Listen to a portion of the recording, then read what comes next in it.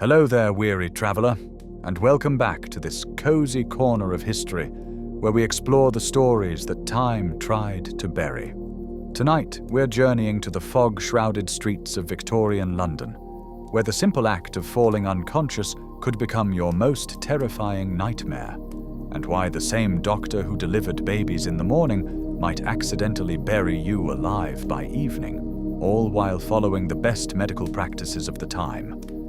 Whether you're nestled under warm blankets ready to drift off to sleep, or simply seeking to unwind with some gentle historical storytelling, I'm so grateful you've chosen to spend this evening with me. If you don't mind, I'd love to know where in the world you're tuning in from tonight, and what time of day it is for you right now. Feel free to leave a comment and let me know. It's always such a comfort to see our community of history enthusiasts gathered here from every corner of the globe. And if you find peace in these calm, immersive tales from ages past, go ahead and click that subscribe button so you don't miss our next journey together. But for now, let's allow the gentle weight of modern comfort to settle around you as we travel back to a time and place where the simple act of drawing breath was something that could be taken away without warning. Tonight, we're walking through the fog-shrouded streets of Victorian London in the late summer of 1854, following a story that will remind us just how precious the certainty of life and death truly is. Picture yourself settling deeper into your pillow as we begin this tale of Thomas Whitmore, a young clerk working in the cramped offices near Golden Square, where the scent of coal smoke and human industry mingled with something far more sinister. Close your eyes if you wish, and let your breathing slow as we explore together what it meant to live in constant fear that the boundary between life and death might be crossed without your knowledge or consent. Take a deep breath with me now, feeling the softness of your bedding, the warmth of your room, the safety of your walls. Hold on to that comfort as we journey back 170 years to a world where such simple pleasures were luxuries beyond imagination for those unfortunate enough to find themselves caught between two states of being, neither fully alive nor properly dead. In the autumn of 1854, as the leaves began their slow dance toward Earth and the cholera epidemic that had gripped London through the summer months finally began to loosen its terrible hold, Thomas Whitmore walked the same route to his clerk's position each morning with the careful steps of a man who understood that death could arrive as suddenly as a change in the weather. The fog that perpetually cloaked the city in those days seemed to carry with it not just the acrid smell of coal smoke and unwashed humanity, but something deeper, a sense that the very air itself might be poison, that each breath drawn could be the one that sentenced you to an agonizing end. Thomas was 26 years old, with the pale complexion and ink-stained fingers that marked him as one of London's growing army of office workers. He lived in a modest boarding house on Berwick Street, where the walls were thin enough that he could hear Mrs. Pemberton in the room next to his coughing through the nights, a deep, wet sound that had grown progressively worse since the cholera began its deadly march through their neighborhood. Each morning, he would listen for that cough before rising, using it as a barometer for his own survival. As long as Mrs. Pemberton continued her nocturnal symphony of suffering, at least he knew she was still alive. The truth that every resident of London carried with them in those days was the knowledge that death had become democratized in a way that previous generations could never have imagined. Cholera did not respect the careful social boundaries that defined Victorian society. It moved through the cramped tenements of the poor with the same merciless efficiency with which it invaded the grand townhouses of Mayfair. A duke could breakfast in perfect health and be dead by supper, his final hours marked by the same violent convulsions and dehydration that claimed the lowliest street sweeper. As you rest there in your own bed tonight, dear listener, with your clean sheets and reliable plumbing, with your understanding of germs and bacteria that makes disease a manageable reality rather than a mysterious curse, try to imagine what it would have been like to live in Thomas's world. Every glass of water was a gamble. Every meal might be your last. Every handshake could be the moment death entered your body, carried by invisible forces that no amount of prayer or preparation could deflect. The boarding house where Thomas lived was typical of its kind, a narrow 3-story building that had been subdivided and subdivided again to accommodate as many paying tenants as possible. The single water pump in the courtyard served all 23 residents, and the communal privy was a source of constant concern and careful scheduling. Thomas had learned to time his use of both facilities for the early morning hours, when the competition was less fierce and the accumulation of human waste hadn't yet reached its daily peak. But even in these mundane details of survival, the spectre of premature burial haunted every decision. Thomas had heard the stories. Everyone had heard the stories. Tales of coffins opened years later to reveal corpses that had clearly awakened in their wooden prisons, fingernails torn and bloody from clawing at the lid, faces frozen in expressions of unimaginable terror. The medical knowledge of the time was advancing rapidly in some areas, but the fundamental question of when life ended and death began remained frustratingly unclear. Dr. Edmund Hartwell, who ran a small practice near Thomas's office, had explained the problem to him once during a consultation for a persistent cough that had plagued Thomas through the previous winter. "You see, Mr. Whitmore," the doctor had said, adjusting his spectacles as he examined Thomas's throat. "We are living in an age of remarkable medical advancement, yet we are still fundamentally in the dark about the most basic question of all: when is a man truly dead?" The doctor had gone on to explain that what appeared to be death could, in fact, be any number of conditions that merely mimicked death's appearance. Catalepsy could render a person completely motionless, and apparently without breath for hours or even days. Certain forms of fever could produce a death-like state so convincing that even experienced physicians could be fooled. Poison, whether accidental or intentional, could slow the heart and breathing to such an extent that all the usual signs of life became undetectable. "The problem," Dr. Hartwell continued, "is that we are under tremendous pressure to dispose of the dead quickly, particularly during times of epidemic. The longer a body remains above ground, the greater the risk that it poses to the living.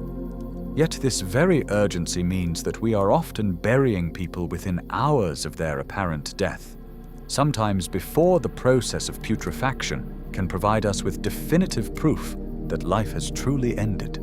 Feel the security of your own bedroom around you, dear listener, the certainty that when you wake tomorrow morning, you will still be you, still be breathing, still be safely among the living." Thomas lived without any such certainty. Every night when he laid his head on his straw-filled pillow, he wondered if he might be entering not into sleep, but into some deeper state from which he might appear never to return. Every morning when he woke, he felt a moment of genuine surprise that consciousness had returned to him. The autumn of 1854 had brought its own particular challenges. The cholera epidemic that had ravaged London through the summer months was finally beginning to recede, but its effects lingered in ways both obvious and subtle. The obvious effects were the empty chairs at dinner tables throughout the city, the black crepe that adorned countless doorways, the long lines of mourners making their way through the streets each day towards the overcrowded cemeteries that ringed the capital. But the subtle effects were perhaps more insidious. The epidemic had created a climate of hypervigilance about death and dying that bordered on collective obsession. People examined themselves and others constantly for signs of illness, real or imagined. The slightest pallor, the faintest tremor, any deviation from perfect health became cause for alarm. And with this hypervigilance came an equally intense fear of the grey area between life and death. The terrible possibility of being caught in some intermediate state where one appeared dead but retained enough consciousness to understand the horror of one's situation. Thomas had begun keeping a small journal where he recorded his observations about the people around him, particularly those who showed signs of illness. It was a grim hobby, but one that felt necessary. Mrs. Pemberton's cough, which had persisted for weeks, seemed to be improving slightly. She had gone 2 nights without the violent fits that usually woke the entire floor. Mr. Jacobson, the elderly gentleman who lived on the ground floor and worked as a tailor, had developed a slight limp that he attributed to the damp weather, but which Thomas privately suspected might be something more serious. Most concerning was young Mary Sullivan, who worked as a seamstress and lived in the smallest room on the top floor. Mary had always been pale and thin, but over the past month she had become almost spectral in appearance. She moved through the boarding house like a ghost, speaking in whispers when she spoke at all, and Thomas had noticed that she seemed to have stopped eating entirely. When he passed her on the stairs, he found himself studying her face carefully, looking for signs that might indicate whether she was approaching some medical crisis or had perhaps already crossed some invisible line into a state that merely resembled life. The fear of premature burial had become so widespread that it spawned an entire industry devoted to preventing such tragedies. Patent offices across Europe and America were flooded with designs for safety coffins, elaborate contraptions designed to allow someone who had been mistakenly buried to escape their predicament, or at least signal for help. Some featured bells connected to strings that were tied to the corpse's hands or feet. Others included flags that could be raised, tubes through which air could flow, or even speaking tubes that would allow the buried person to call for assistance. Dr. Johann Gottfried Taberger had invented a system of strings and bells that were attached to the corpse's extremities, connected to a bell housing above ground that was designed to prevent false alarms from wind or animals. If the buried person moved, the bell would ring, alerting a cemetery night watchman who would then insert a second tube and pump air into the coffin with bellows until help could arrive. Franz Vester had patented a burial case that included a narrow tube with a ladder, allowing someone who regained consciousness to climb to safety.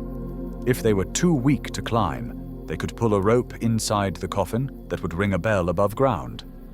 Count Michel de Carnice-Carnizzi had developed an even more elaborate system that used a glass ball placed on the chest of the corpse. Any movement would cause the ball to fall, triggering a spring mechanism that would open the coffin lid, raise a flag, and ring a bell for 30 minutes, while also activating an electric lamp to provide light. Feel the steady rhythm of your own heartbeat, dear listener, that reliable proof of life that beats within your chest as you rest safely in your bed. Thomas lived in a world where even this most basic sign of life could not be trusted. Doctors of the time had only the most primitive tools for detecting a heartbeat, and in cases where illness or poison had slowed the heart to nearly imperceptible levels, even experienced physicians could be fooled into declaring death when life still flickered within. The boarding house where Thomas lived had experienced its own tragedy related to premature burial just 2 years earlier. An elderly resident named Mr. Cranford had apparently died in his sleep during a particularly harsh winter. The other tenants had found him in the morning, cold and still, showing no signs of breathing or pulse. Dr. Hartwell had been summoned and had examined the body carefully, pronouncing Mr. Cranford dead and issuing the necessary certificate. Mr. Cranford had been taken to the undertaker and prepared for burial in the usual manner. His body had been washed and dressed in his best suit, his hands folded across his chest, his eyes closed and his jaw bound shut with a strip of linen. He had been placed in a simple wooden coffin and taken to Kensal Green Cemetery for interment. But 3 days after the funeral, gravediggers working in an adjacent plot had heard sounds coming from the direction of Mr. Cranford's grave, a rhythmic tapping that seemed to follow a pattern too regular to be caused by settling earth or expanding wood. The cemetery workers had initially dismissed the sounds as imagination, but when they persisted for several hours, the decision was made to exhume the coffin and investigate. What they found when they opened Mr. Cranford's coffin had become the stuff of neighborhood legend and nightly terrors. The old man was indeed dead, but the interior of the coffin told a horrifying story. The white satin lining had been torn and stained with blood from his fingernails, which had been worn down to bloody stumps from his attempts to claw his way out.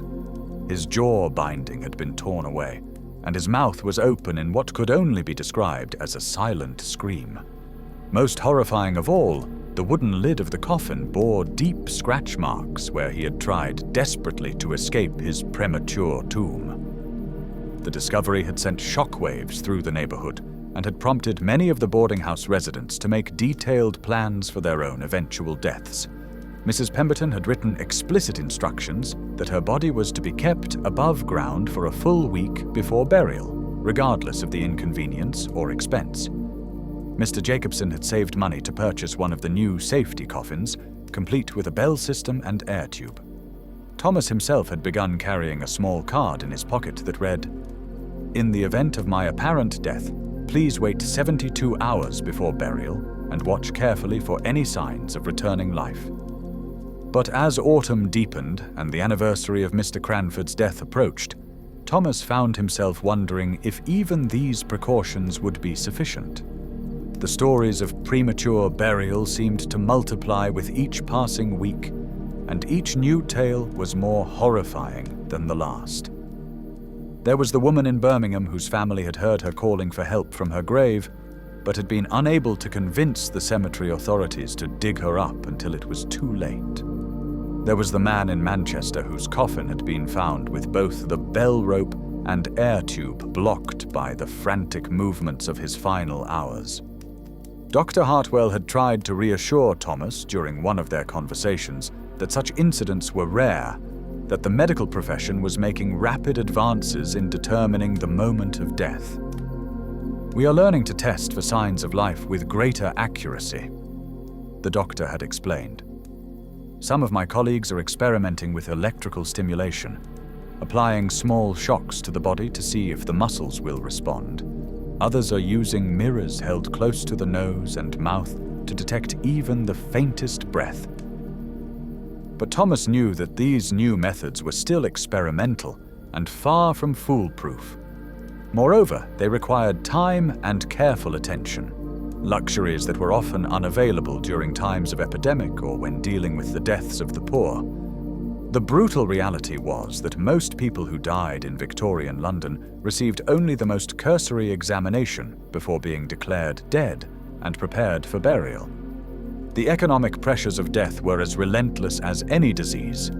Undertakers charged by the day for keeping a body, which meant that families were under tremendous financial pressure to proceed with burial as quickly as possible.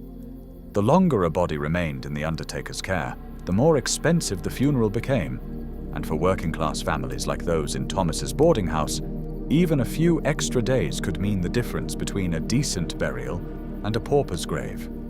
Rest easy in your warm bed tonight, dear listener, knowing that if you were to become seriously ill, you would be rushed to a hospital equipped with machines that can monitor your every vital sign, where teams of trained professionals would use every tool of modern medicine to determine your exact condition. Thomas lived in a world where illness was largely a matter of guesswork and hope, where the difference between life and death often came down to the subjective judgment of a single overworked physician who might examine dozens of similar cases each day. The cholera epidemic had made these problems exponentially worse. At the height of the outbreak, people were dying so quickly that the normal protocols for determining death had been largely abandoned. Bodies were being removed from homes within hours of apparent death, often with no medical examination at all. The sheer volume of corpses had overwhelmed the existing infrastructure of death, creating a system where speed took precedence over accuracy. Thomas had witnessed this firsthand when cholera finally came to his boarding house in late August. Mrs. Henderson, a widow who lived on the second floor and supported herself by taking in laundry, had fallen ill on a Tuesday morning. By Wednesday evening she was dead, or at least appeared to be dead. The characteristic symptoms of cholera had run their course with terrifying speed. The violent diarrhea and vomiting, the severe dehydration that left her skin like parchment, the blue-gray pallor that gave cholera victims their ghostly appearance. When Dr. Hartwell arrived to examine Mrs. Henderson's body, Thomas had been struck by how quickly and perfunctorily the examination was conducted. The doctor had spent perhaps 3 minutes in Mrs. Henderson's room, checking for a pulse at her wrist and neck, holding a small mirror to her nose and mouth, and lifting her eyelids to examine her pupils. Then he had signed the death certificate and left, moving on to the next call in what had become an exhausting routine of confirming deaths throughout the city. Mrs. Henderson's body had been removed that same evening and buried 2 days later in a mass grave at Kensal Green Cemetery, one of dozens of cholera victims interred together in long trenches that were quickly filled and covered with lime to prevent the spread of disease. There had been no time for the careful observation period that might have revealed whether she was truly dead or merely in some deep state of unconsciousness. There had been no opportunity for family members to sit with the body and watch for signs of returning life. The demands of public health had overridden every other consideration. But Thomas had harbored secret doubts about Mrs. Henderson's death from the moment Dr. Hartwell pronounced her gone. Something about her appearance had seemed different from other corpses he had seen. Her face, while pale and still, had retained a subtle hint of color that seemed inconsistent with death. Her hands, when he had briefly touched them while helping to move her body, had felt cold, but not with the profound, unmistakable coldness of death. They had felt like the hands of someone who was deeply asleep on a winter morning, cold, but with some sense of life still present beneath the surface. These doubts had haunted Thomas for weeks after Mrs. Henderson's burial, and they had grown stronger rather than weaker with time. He found himself wondering what would happen if someone in his situation, someone who had fallen into a death-like state but retained some level of consciousness, were to be buried alive. What would it feel like to wake up in absolute darkness, surrounded by the suffocating walls of a coffin, to realize that you were 6 feet underground with no hope of escape except to claw futilely at the lid until your strength gave out and true death finally claimed you? The psychological horror of such a situation seemed almost worse than the physical suffering.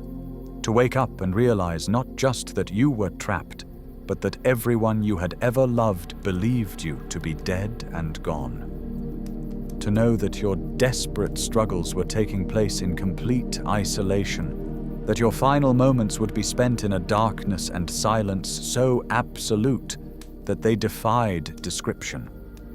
To understand that even if you could somehow make noise, even if you could somehow signal your distress, the likelihood of anyone hearing you through 6 feet of earth was virtually non-existent. As Thomas lay in his narrow bed each night, listening to the familiar sounds of the boarding house settling around him, Mrs. Pemberton's cough, Mr. Jacobson's shuffling footsteps, the creak of wooden beams adjusting to changes in temperature and humidity, he would sometimes imagine what it would be like if those sounds were to disappear forever, replaced by the absolute silence of the grave. He would picture himself waking up in that horrifying darkness, feeling the satin lining of a coffin against his face, smelling the peculiar mixture of wood and embalming chemicals that surrounded the dead. Would he have the presence of mind to remain calm and try to conserve his air, or would panic overwhelm him immediately? Would he understand what had happened to him, or would he assume he was having some kind of nightmare from which he would eventually wake? How long would it take for the horrible truth to sink in that he had been mistaken for dead and buried, and that his remaining time among the living could now be measured in hours rather than years? Close your eyes now, dear listener, and feel grateful for the certainty of your situation, the soft pillow beneath your head, the warm blanket that covers you, the knowledge that when morning comes, you will rise and go about your day in the normal course of living.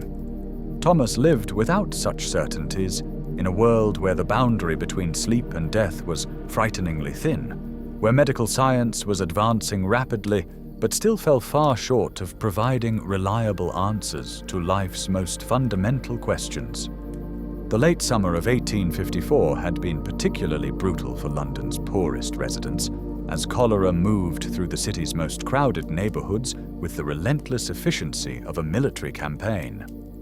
The disease seemed to understand the geography of poverty with uncanny precision, concentrating its deadliest effects in the warren of courts and alleys, where working families lived packed together in conditions that would have shocked even the most hardened social reformer.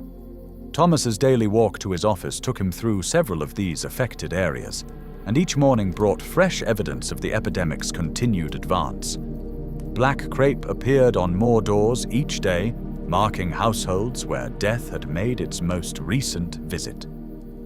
The sound of church bells tolling for the dead had become so constant that many residents had learned to tune them out entirely, treating them as nothing more than part of the city's background noise. But for Thomas, each bell represented a story he would never hear, a person who had perhaps struggled with the same fears that kept him awake at night, someone who had wondered if their final moment of consciousness would be followed by true oblivion or by the unthinkable horror of waking up buried alive. The sheer number of deaths had made individual tragedy almost abstract, yet Thomas found himself unable to stop thinking about the specific details of each person's final hours. As you lie safely in your bed tonight, dear listener, surrounded by the comfort of modern medicine and the certainty that death, when it comes, will be accompanied by careful monitoring and definitive diagnosis, try to imagine what it would have been like to live as Thomas did, in a world where death often arrived with shocking suddenness, and where the medical establishment's ability to determine the exact moment of life's end remained frustratingly limited. The cholera epidemic had created a crisis not just of public health, but of public confidence in the medical profession's most basic competencies. Stories circulated constantly of people who had been pronounced dead only to show signs of life hours or days later. Some of these stories were undoubtedly exaggerated or entirely false, but enough of them proved to be true that they created an atmosphere of widespread skepticism about any declaration of death. Dr. Hartwell had confided to Thomas that he and his colleagues were facing unprecedented pressure to make life and death determinations under conditions that made accuracy nearly impossible.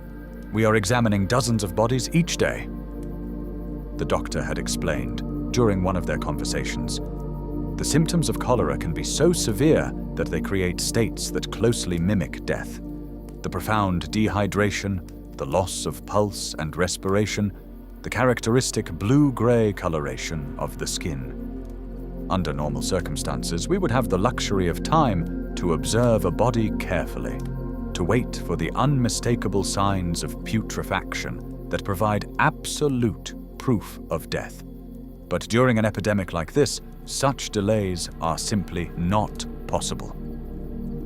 The doctor had gone on to describe the impossible balance that physicians like himself were trying to maintain. On one hand, we are acutely aware that we may be making errors, that some of the people we pronounce dead may still have life within them. On the other hand, we are dealing with a disease that spreads rapidly through contact with the dead, which means that any delay in removing bodies from homes and neighborhoods puts the living at risk. We are forced to make decisions based on incomplete information, knowing that our mistakes in either direction could prove fatal. Thomas had found these conversations both enlightening and deeply troubling.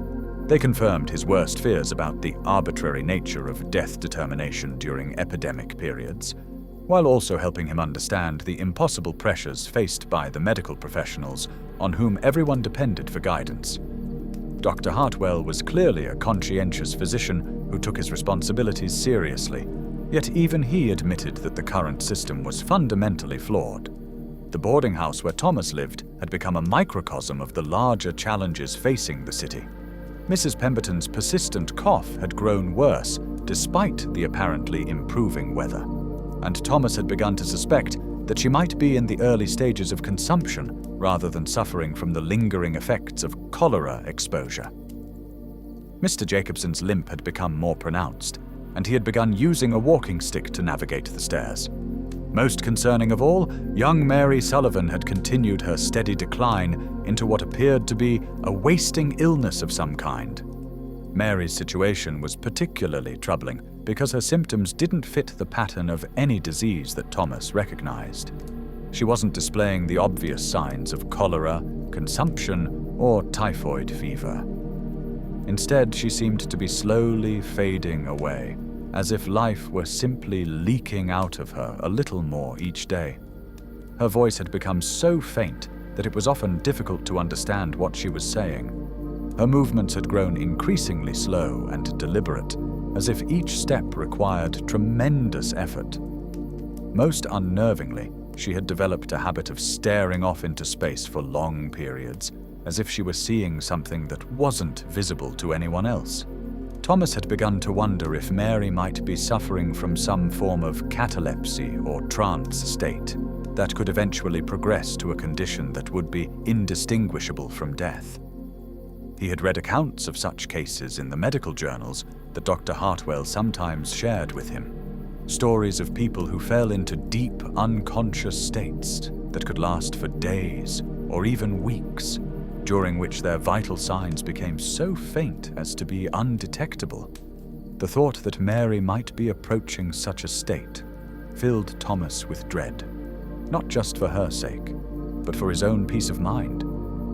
If she were to be found apparently dead in her room one morning, would Dr. Hartwell be able to determine with certainty whether she was truly gone or merely in some profound unconscious state? Given the current pressures of the epidemic and the doctor's own acknowledged limitations, Thomas feared that the examination would be cursory at best. Feel the reassuring weight of your own body against your mattress, dear listener, the warm circulation of blood through your limbs, the steady rise and fall of your chest as you breathe. Thomas lived in constant awareness that these basic signs of life could potentially become so faint as to be undetectable, that he could theoretically slip into a state where he would appear dead to medical examination while remaining conscious enough to experience the full horror of premature burial. The stories of safety coffins and burial reform provided some comfort, but Thomas understood that these innovations were largely available only to those who could afford them. The elaborate bell systems and air tubes that were featured in newspaper advertisements and patent applications were expensive luxuries that remained out of reach for working-class families like his own. If he were to be mistakenly buried, it would most likely be in a simple wooden box with no means of escape or communication. Moreover, even the most sophisticated safety coffins were of limited value if no one was available to respond to their alarms. The cemeteries around London were vast and often understaffed, with only a handful of workers available to maintain the grounds and respond to emergencies. During epidemic periods, when burials were taking place around the clock, the likelihood that anyone would hear or respond to a safety coffin's warning signals was questionable at best. Thomas had begun to research the practical aspects of burial in Victorian London, driven by a morbid fascination with the details of his own potential fate. What he learned only increased his anxiety about the possibility of premature interment. Most burials took place within 24 to 48 hours of apparent death, leaving virtually no time for careful observation of the body. The standard depth for graves was 6 feet, which meant that even the loudest screaming or most violent thrashing would be unlikely to attract attention from the surface. Perhaps most disturbing of all was the discovery that many cemeteries were reusing grave sites after only a few years, which meant that any evidence of premature burial would likely be destroyed when new bodies were interred in the same location. The scratch marks inside coffin lids and the disarray of burial clothing that might indicate a person had awakened after burial would be lost forever when the grave was disturbed for new occupants. The economic pressures surrounding death and burial added another layer of complexity to Thomas's fears. A simple funeral could cost several weeks' wages for someone in his position, which meant that families were under tremendous pressure to choose the least expensive options available. This typically meant rapid burial in shared graves, with minimal ceremony and no provisions for the safety measures that might prevent premature interment. Thomas had begun setting aside a small portion of his weekly earnings specifically for funeral expenses, not because he was planning to die, but because he wanted to ensure that if death did claim him, his body would receive the careful handling that might prevent a mistaken burial. He had written detailed instructions specifying that his body should be kept above ground for at least 3 days after apparent death, and that multiple physicians should examine him before any burial arrangements were made. But even these precautions seemed inadequate when Thomas considered the realities of Victorian London's death industry. Undertakers were businessmen who charged for their services by the day, which meant that extended observation periods were expensive luxuries that few families could afford. Physicians were overworked and often available only for brief consultations that might not reveal subtle signs of continuing life. The entire system was designed for efficiency rather than accuracy, which meant that mistakes were not just possible but probably inevitable. As the autumn of 1854 deepened and the anniversary of Mr. Cranford's disastrous burial approached, Thomas found himself paying closer attention to the details of death and burial in his immediate neighborhood. He had begun keeping a more detailed journal where he recorded not just his observations about the health of his fellow boarding house residents, but also information about local deaths and the circumstances surrounding them. The picture that emerged from this informal research was deeply troubling. Thomas had identified at least 3 cases in the past month where people had been buried with what seemed to him like unseemly haste, often within hours of their apparent death.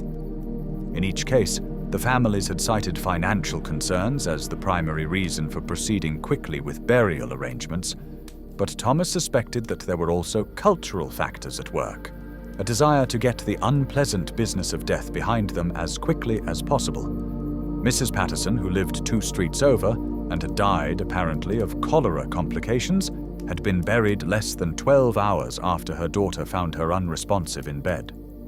The family had argued that the risk of continued disease transmission made rapid burial necessary, but Thomas had spoken with neighbors who reported that Mrs. Patterson had still felt warm to the touch when the undertaker arrived to collect her body.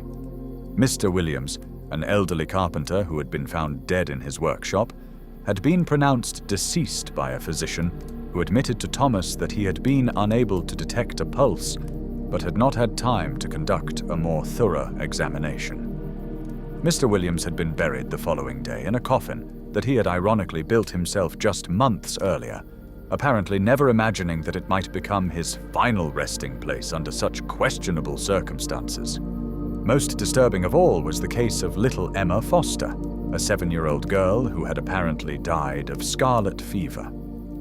Thomas had been present when Dr. Hartwell examined the child's body, and he had been struck by how difficult the doctor seemed to find the process of determining whether life had truly ended. The examination had taken longer than usual, and Thomas had overheard Dr. Hartwell muttering to himself about the child's skin temperature and the possibility that she might merely be in a very deep, unconscious state. But economic and social pressures had prevailed even in Emma's case.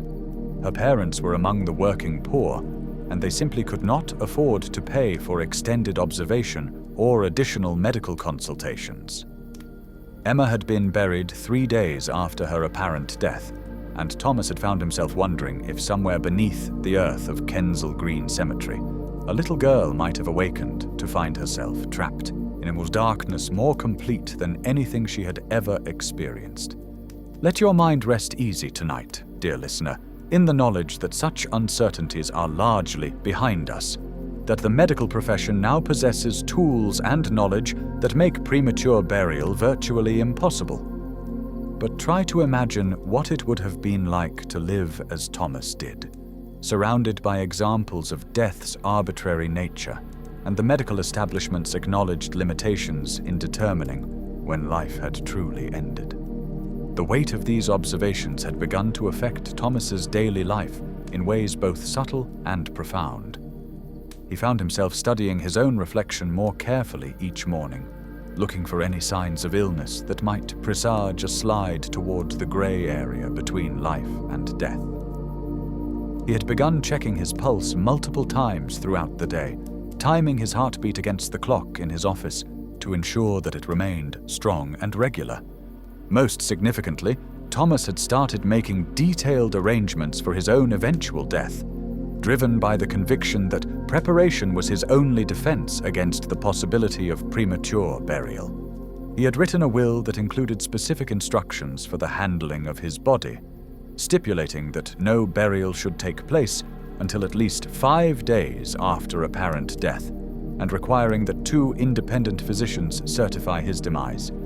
He had also begun wearing a small locket around his neck that contained a card with detailed instructions for anyone who might find him in an apparently lifeless state. The card requested that his body be kept warm and observed carefully for any signs of returning consciousness, and it offered a small monetary reward to anyone who would sit with his body during the observation period to watch for subtle movements or changes in appearance that might indicate continuing life. These preparations provided Thomas with some measure of psychological comfort, but they also served as a daily reminder of the precarious nature of existence in Victorian London. Every time he fastened the locket around his neck, he was acknowledging the very real possibility that he might find himself caught between life and death, dependent on the knowledge and diligence of medical professionals who were already overwhelmed by the demands of epidemic disease. As winter approached and the cholera epidemic finally began to recede from London's streets, Thomas found himself both relieved and newly anxious. The reduced pressure on the medical system meant that physicians like Dr. Hartwell would have more time to conduct careful examinations of the apparently dead, which should reduce the likelihood of premature burial. But it also meant that Thomas's own death, when it came, would likely attract less attention and possibly less careful scrutiny than deaths that occurred during periods of medical crisis. The paradox was that epidemic conditions created both the greatest risk of premature burial and the greatest likelihood that such mistakes would be discovered quickly. During normal times, when deaths were less frequent and cemetery activity was more routine, a person who awakened after burial might struggle and die in complete isolation, with their predicament never detected by the outside world. It was on a particularly grey Thursday morning in late October that Thomas's greatest fears began their inexorable transformation from theoretical anxiety into lived reality. He had awakened that morning feeling slightly unwell. Nothing dramatic or immediately alarming, just a subtle sense that something within his body was not quite right. His head felt heavy, as if filled with cotton wool, and there was a strange metallic taste in his mouth that reminded him unpleasantly of the copper pennies he had handled as a child. Feel the comfort of your own healthy body as you rest tonight, dear listener. The reliable way your heart beats steadily in your chest, the effortless manner in which your lungs draw breath after breath without conscious thought or effort. Thomas woke that morning to discover that these basic functions, which he had taken for granted for 26 years, suddenly required deliberate attention and effort. The walk to his office that morning had been more difficult than usual. The familiar route that normally took him 20 minutes had stretched to nearly 3/4 of an hour, as Thomas found himself stopping frequently to rest against walls and lampposts. The October air, which should have been crisp and invigorating, felt thick and oppressive, as if he were trying to breathe through wet cloth. His legs felt heavy and unsteady, and more than once he had to grip a railing or door frame to maintain his balance. By the time Thomas reached his desk at the accounting firm where he worked, his condition had deteriorated noticeably. His supervisor, Mr. Henley, had commented on his pale appearance and suggested that he might want to consider going home early. But Thomas, driven by the working-class conviction that employment was too precious to sacrifice lightly, had insisted on staying through the morning to complete the ledger entries that were due by noon. The hours that followed would later seem to Thomas like a descent through layers of consciousness, each one deeper and more removed from the world of the living than the last. His handwriting, normally neat and precise, became increasingly shaky and difficult to read. The columns of figures that he was supposed to be adding seemed to swim before his eyes, the numbers rearranging themselves into patterns that made no mathematical sense. Most disturbing of all, he found himself losing track of time in a way that was completely unprecedented in his orderly life.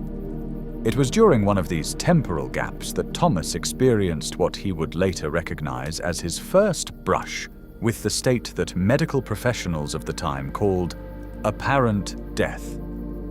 He had been working on a particularly complex calculation when suddenly the world around him began to fade, as if someone were slowly turning down the gas lamps that illuminated his office. The voices of his fellow clerks became distant and muffled, like sounds heard through water or from a great distance. The last thing Thomas remembered clearly was the sensation of his pen slipping from his fingers and the distant sound of ink spreading across the pages of his ledger. Then there was nothing. Not sleep, not unconsciousness in the usual sense, but a state of existence so minimal that it barely qualified as being alive at all. What happened next would become the subject of much discussion and considerable controversy among the residents of Thomas's boarding house and the medical professionals who were called upon to examine him. According to the accounts of his fellow workers, Thomas had simply slumped forward at his desk, his head coming to rest on the ink-stained pages of his ledger, his body becoming completely still and apparently lifeless. Mr. Henley had initially assumed that Thomas had merely fainted from overwork and illness, but when attempts to rouse him proved unsuccessful, alarm bells began to ring throughout the office. Thomas's breathing had become so shallow as to be virtually undetectable, and his pulse was so faint that even when the office's clerk, who had some medical training, checked his wrist and neck carefully, no sign of life could be found. Dr. Hartwell had been summoned immediately, and his examination of Thomas's apparently lifeless body had been more thorough than usual, partly because of their personal relationship, and partly because the circumstances of Thomas's collapse had occurred in full view of multiple witnesses who could provide detailed information about the timeline of events. The doctor had spent nearly 15 minutes checking for vital signs, using a small mirror to test for breath, listening carefully with his ear pressed to Thomas's chest, and even applying mild electrical stimulation to see if the muscles would respond. But despite these efforts, Dr. Hartwell had been forced to conclude that Thomas Whitmore was dead. The young clerk's body displayed all the classic signs of death as understood by Victorian medical science.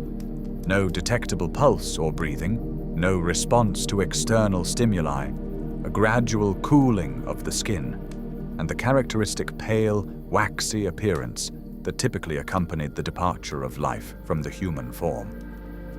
Picture yourself in your warm, safe bed tonight, dear listener, surrounded by the certainty that if you were to become seriously ill, teams of medical professionals with sophisticated monitoring equipment would be able to track your vital signs with precision that Thomas's era could never have imagined. He lay on his office desk that October afternoon in a state that fooled even a careful and experienced physician into believing that life had departed entirely. The arrangements for Thomas's burial proceeded with the efficiency that had become standard during the epidemic period, even though cholera was no longer claiming lives at the rate it had during the summer months. Dr. Hartwell signed the death certificate with genuine sadness, noting that Thomas had been a thoughtful and intelligent young man whose death was a loss not just to his family and friends, but to the community as a whole. Thomas's body was taken to the undertaker's establishment, where it was washed and prepared for burial according to the customs of the time. His best suit, which he had purchased just 6 months earlier for church services and special occasions, was carefully fitted to his still form. His hands were folded across his chest, His eyes were closed and weighted with small coins to keep them shut, and his jaw was bound with a strip of white linen to maintain a peaceful expression.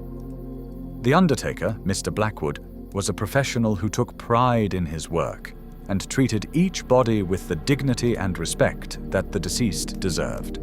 But he was also a businessman operating under significant time and financial pressures, and the procedures he followed were designed for efficiency rather than the kind of extended observation that might have revealed the subtle signs of continuing life that flickered within Thomas's apparently lifeless form. Throughout this entire process, from the initial collapse at his office through the medical examination and preparation for burial, Thomas retained some level of consciousness, though it existed at such a deep level that it was completely undetectable to outside observation. He was aware, in a distant and dreamlike way, of being moved and handled, of voices discussing his condition and making arrangements for his disposal, of the strange sensation of having his clothes removed and replaced.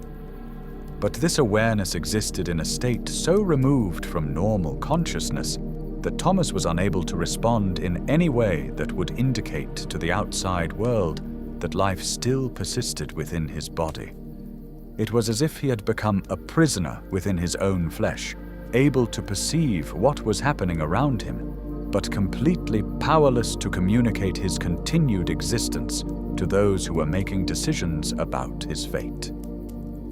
The psychological horror of this situation was beyond anything that Thomas had imagined during his months of anxious speculation about premature burial. To be conscious of the fact that he was being prepared for interment, to understand that plans were being made for his burial, while being completely unable to signal that he was still alive, created a sense of panic and desperation that threatened to overwhelm what remained of his rational mind. Thomas found himself trying desperately to move some part of his body, a finger, an eyelid, even just to change the rhythm of his breathing. But the disconnect between his consciousness and his physical form was complete. It was as if his mind had become detached from his body entirely, leaving him as a helpless observer of his own funeral preparations. The boarding house where Thomas had lived buzzed with subdued conversation about his sudden death and the arrangements being made for his burial. Mrs. Pemberton, despite her own declining health, had taken charge of notifying Thomas's few relatives and organizing a simple funeral service. Mr. Jacobson had offered to help with the expenses, recognizing that Thomas's modest savings would barely cover the cost of a decent burial. Young Mary Sullivan, whose own health had been deteriorating steadily, seemed particularly affected by Thomas's death. She spent long hours sitting in the boarding house's small common room, staring out the window with an expression that seemed to combine grief with something approaching terror. More than once, Mrs. Pemberton had found Mary muttering quietly to herself about the uncertainty of death and the possibility that Thomas might not be truly gone. "How can we ever be certain?" Mary had whispered during one of these conversations.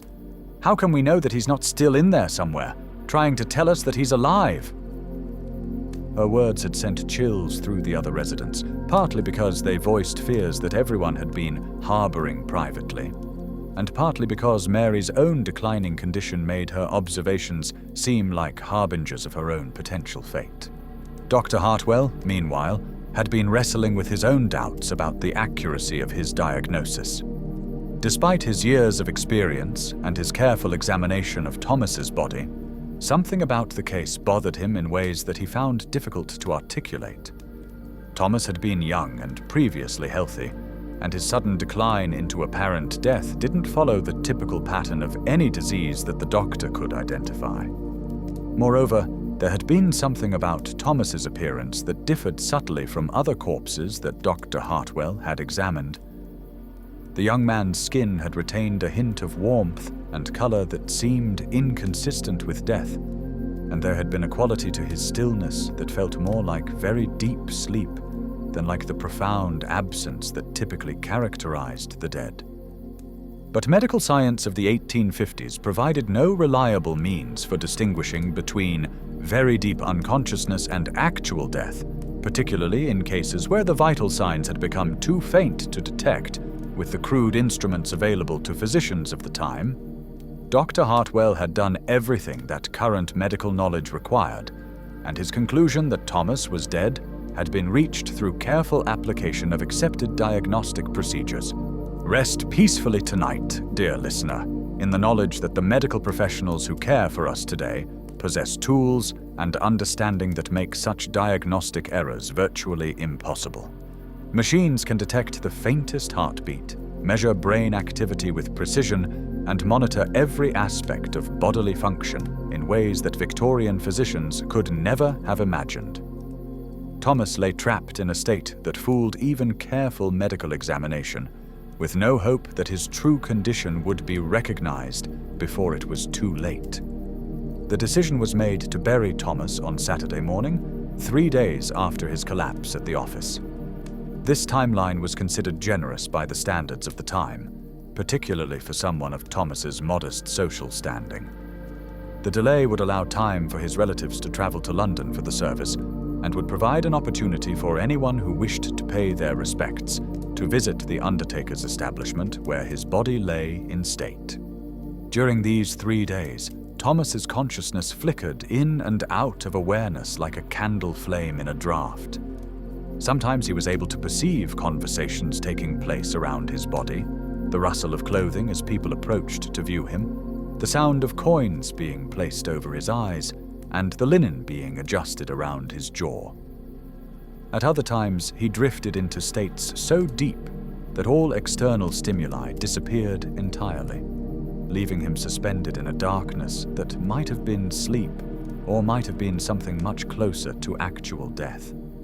On Friday evening, the night before his scheduled burial, Thomas experienced what would later seem like his most vivid and terrifying period of consciousness since his collapse. He became aware that he was lying in what he recognized as a coffin, surrounded by the distinctive smell of new wood and the satin lining that undertakers used to make their products more appealing to grieving families. The lid of the coffin was still open, and Thomas could sense light filtering down from above, along with the sound of voices discussing the final preparations for tomorrow's service. He tried desperately to signal his presence, to move a hand, to make a sound, to do anything that would indicate to the people around him that he was still alive and aware of his situation. But his body remained as unresponsive as it had been since his initial collapse. His muscles simply would not obey the commands that his mind was sending, leaving him trapped in a state of conscious paralysis that was more terrifying than any nightmare he had ever experienced. The knowledge that his burial was scheduled for the following morning added a sense of urgency to his panic that made his helplessness even more unbearable. Thomas found himself thinking about all the stories he had heard of people who had awakened after burial, of the scratch marks found inside coffin lids and the evidence of desperate struggles that had taken place 6 feet underground. He wondered if he would remain conscious enough during his burial to experience that final horror, or if the strain of his current condition would finally push him into true death before he had to endure the ultimate claustrophobia of being buried alive. The night passed with agonizing slowness, each hour marked by the distant chiming of church bells that reminded Thomas of the funeral bells that would toll for him the following day. He drifted in and out of awareness, sometimes hearing fragments of conversation from the undertaker's establishment, sometimes sinking into depths of unconsciousness that provided temporary relief from his psychological torment. When morning light began to filter into the room where his coffin rested, Thomas experienced a surge of desperate energy that felt like his last chance to escape the fate that awaited him. He focused every fragment of will and consciousness that remained to him on the simple task of moving one finger, just enough to attract attention, just enough to signal that life still persisted within his apparently lifeless form. For what felt like hours, Thomas struggled with this seemingly impossible task, pouring all of his remaining strength into the effort to produce even the smallest visible movement. The strain was enormous, like trying to lift a tremendous weight with muscles that had been completely severed from his nervous system. Sweat that no one could see beaded on his forehead as he fought against the mysterious condition that held his body in its paralytic grip. And then, just as the sounds of people arriving for his funeral service began to drift through the walls of the undertaker's establishment, Thomas felt something give way within the mysterious barrier that separated his consciousness from his physical form. It was the smallest possible movement, just the faintest twitch of his left index finger. But to Thomas, it felt like a victory as profound as climbing a mountain or crossing an ocean. The movement was so subtle that it might easily have been missed, particularly by people who were focused on the solemn business of conducting a funeral service. But by an extraordinary stroke of fortune, it was noticed by the one person whose medical training made him most likely to recognize its significance, Dr. Hartwell, who had arrived early to pay his final respects to a patient who had also been something of a friend. Dr. Hartwell had been standing beside Thomas's coffin for several minutes, lost in the kind of melancholy reflection that often accompanied his attendance at the funerals of patients he had known personally, when something at the edge of his vision caught his attention. It was movement so slight that he initially dismissed it as a trick of the light, or perhaps the settling of Thomas's clothing within the confines of the coffin. But as a physician who had spent years training himself to notice subtle changes in his patient's conditions, Dr. Hartwell possessed the kind of observational skills that made him more likely than most people to detect signs of life that others might overlook. He found himself staring intently at Thomas's left hand, watching for any repetition of the movement that he thought he had glimpsed. Feel the steady, reliable pulse of life that flows through your own hands as you rest tonight, dear listener. The warm circulation that brings sensation to your fingertips and allows you to feel the texture of your bedsheets, the weight of your blanket. Thomas lay in his coffin that morning, with life flickering so faintly through his body that even trained medical observation was required to detect its presence. For several long minutes, Dr. Hartwell saw nothing further, and he began to convince himself that his eyes had been playing tricks on him. The stress of the past few months, combined with his genuine grief over Thomas's death, could easily have created the illusion of movement where none actually existed. He was on the verge of turning away when it happened again.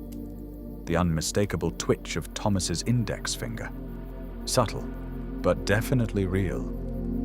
The doctor's medical training took over immediately, overriding the social awkwardness of the situation and the potential embarrassment of being wrong about something so fundamental as whether a patient was alive or dead.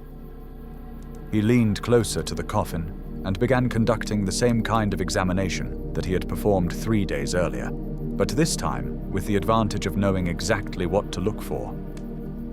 What Dr. Hartwell discovered during this second examination would later become a subject of intense discussion within London's medical community and would contribute to ongoing debates about the reliability of death determination in cases involving unusual medical conditions. Using more sensitive techniques than he had employed during his initial assessment, the doctor was able to detect signs of life that had previously escaped notice. Thomas's pulse, when checked with a more delicate touch and greater patience, proved to be present but extraordinarily faint and irregular. His breathing, while virtually undetectable under normal circumstances, could be perceived as the slightest movement of his chest when observed with the kind of focused attention that the doctor was now applying. Most convincingly, his skin temperature, while cool, was subtly different from the profound coldness that characterized actual death. But perhaps most significant was Thomas's response to more intensive stimulation than Dr. Hartwell had used during his original examination.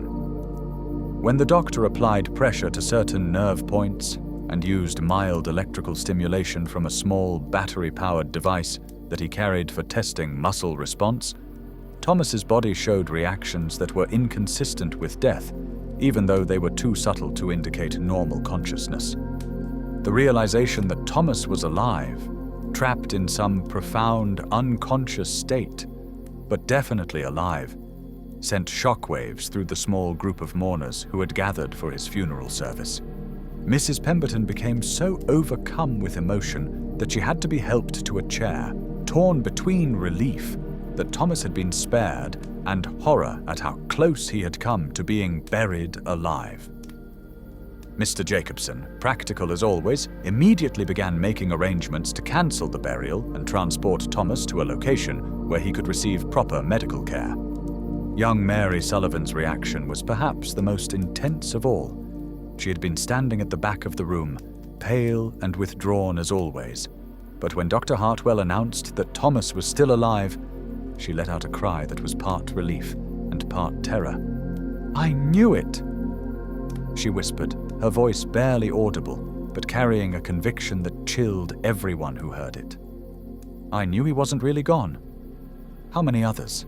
How many others have we buried who were still alive?" Dr. Hartwell worked quickly to stabilize Thomas's condition and arrange for his transport to a private room where he could receive the kind of careful monitoring that his situation required. The doctor was acutely aware that Thomas's life was still hanging by the finest of threads, and that the young man's survival was far from guaranteed, even now that his true condition had been recognized. The process of moving Thomas from his coffin back to the world of the living was both physically and emotionally complex. His body had to be handled with extreme care to avoid any shock that might push him from his current state of minimal life into actual death. The psychological impact on everyone involved was equally delicate, as they grappled with the implications of having come so close to committing what would essentially have been murder through medical error. Thomas himself remained unconscious throughout this entire process, still trapped in the mysterious condition that had made him appear dead for 3 days. But at some level, he was aware that his situation had changed, that the terrible fate of premature burial had been averted at the last possible moment. The relief was so overwhelming that it seemed to provide him with additional strength to fight against whatever force was holding his consciousness in its grip. Over the following days, under Dr. Hartwell's careful supervision, Thomas began a slow and uncertain journey back toward normal consciousness. The process was unlike anything the doctor had encountered in his years of practice, as Thomas seemed to be climbing up through layers of awareness, each one bringing him closer to the surface of normal life, but also presenting its own challenges and complications. During the first day after his near burial, Thomas existed in a state that Dr. Hartwell described as conscious unconsciousness, aware enough to perceive external stimuli and even to respond to simple commands, but unable to communicate coherently or to demonstrate normal awareness of his surroundings. He could move his fingers when asked to do so, and his eyes would sometimes track movement around the room, but he showed no recognition of familiar faces and seemed unable to understand or respond to complex questions. Dr. Hartwell documented every aspect of Thomas's recovery in meticulous detail, recognizing that this case might provide valuable insights into medical conditions that were poorly understood by Victorian science. The doctor was particularly interested in understanding what had caused Thomas's condition in the first place, and whether there were ways to prevent similar cases from occurring in the future. As you rest safely in your bed tonight, dear listener, take comfort in knowing that the medical mysteries that nearly cost Thomas his life have largely been solved by modern science. We now understand conditions like catalepsy, profound coma states, and various forms of neurological dysfunction that can create the appearance of death, while life continues at levels too subtle for Victorian medical instruments to detect. The second day of Thomas's recovery brought more encouraging signs of improvement, as he began to demonstrate clearer awareness of his environment and some ability to communicate through simple gestures, and eventually through whispered words. When Dr. Hartwell asked him if he could remember anything from the past few days, Thomas's response sent chills through everyone present in the room. I remember everything," Thomas whispered, his voice barely audible but carrying a clarity that had been absent since his collapse. I could hear what people were saying about me. I knew they thought I was dead. I knew they were going to bury me, and I couldn't do anything to stop it. His eyes filled with tears as he continued. I tried so hard to move, to make some sound, to show them I was still alive. But my body wouldn't obey me at all. Dr. Hartwell realized that he was listening to what might be the first detailed first-hand account of what it was like to experience the condition that Victorian medicine called apparent death. Thomas's description of conscious awareness combined with complete physical paralysis matched theoretical descriptions that had appeared in medical journals, but few physicians had ever had the opportunity to interview someone who had actually lived through such an experience. Over the following days, as Thomas continued his slow recovery, he provided Dr. Hartwell with a detailed account of his experience that would later be published in medical journals and would contribute to improved understanding of conditions that could mimic death. Thomas described the gradual fading of his control over his body, the terrifying realization that he was conscious but unable to communicate, and the psychological horror of being prepared for burial while remaining aware of what was happening to him. Perhaps most valuable from a medical standpoint were Thomas's descriptions of how his consciousness had fluctuated during the 3 days between his collapse and his near burial. There had been periods when he was fully aware of his surroundings, and others when he had drifted into deeper states that felt more like actual unconsciousness. This pattern suggested that the condition involved variable suppression of nervous system function rather than simple paralysis, which had important implications for both diagnosis and treatment. Thomas also provided insights into the psychological aspects of his condition that proved to be as important as the physical symptoms. The combination of consciousness with complete helplessness had created a form of mental anguish that was almost impossible to describe to people who had not experienced it. The knowledge that he was being mistaken for dead, combined with his inability to correct that mistake, had produced a level of panic and desperation that Thomas said was worse than any physical pain he had ever endured. The worst part, Thomas explained to Dr. Hartwell during one of their conversations, wasn't the fear of being buried alive. Terrible as that was, it was the realization that everyone I cared about believed I was gone forever, and there was nothing I could do to comfort them or let them know that I was still there. I could hear Mrs. Pemberton crying when she came to look at my body, and I wanted so desperately to tell her that I was all right, that she didn't need to grieve for me. Dr. Hartwell found himself deeply moved by Thomas's account, both as a physician interested in advancing medical knowledge and as a human being confronting the implications of how close his diagnostic error had come to causing a tragedy of unimaginable proportions. The doctor began to understand that the question of premature burial was not simply a matter of medical accuracy, but involved profound issues of human dignity and the responsibility that physicians bore for the lives entrusted to their care. As Thomas's recovery progressed and he regained more of his normal physical and mental function, the story of his near burial began to spread throughout London's medical community and beyond. The case attracted attention from physicians, researchers, and social reformers who saw it as evidence of the need for more reliable methods of determining death and more careful protocols for handling apparently deceased individuals. Thomas's recovery took several weeks, during which his case became something of a sensation within London's medical circles and among the general public, who had become increasingly concerned about the possibility of premature burial. Dr. Hartwell found himself fielding inquiries from physicians throughout the city who wanted to examine Thomas and learn more about the condition that had nearly cost him his life. The boarding house where Thomas lived became an unofficial gathering place for discussions about death, burial practices, and the reliability of medical diagnosis. Mrs. Pemberton, whose own health had been declining steadily, became obsessed with understanding exactly what had happened to Thomas and what precautions might be taken to prevent similar occurrences.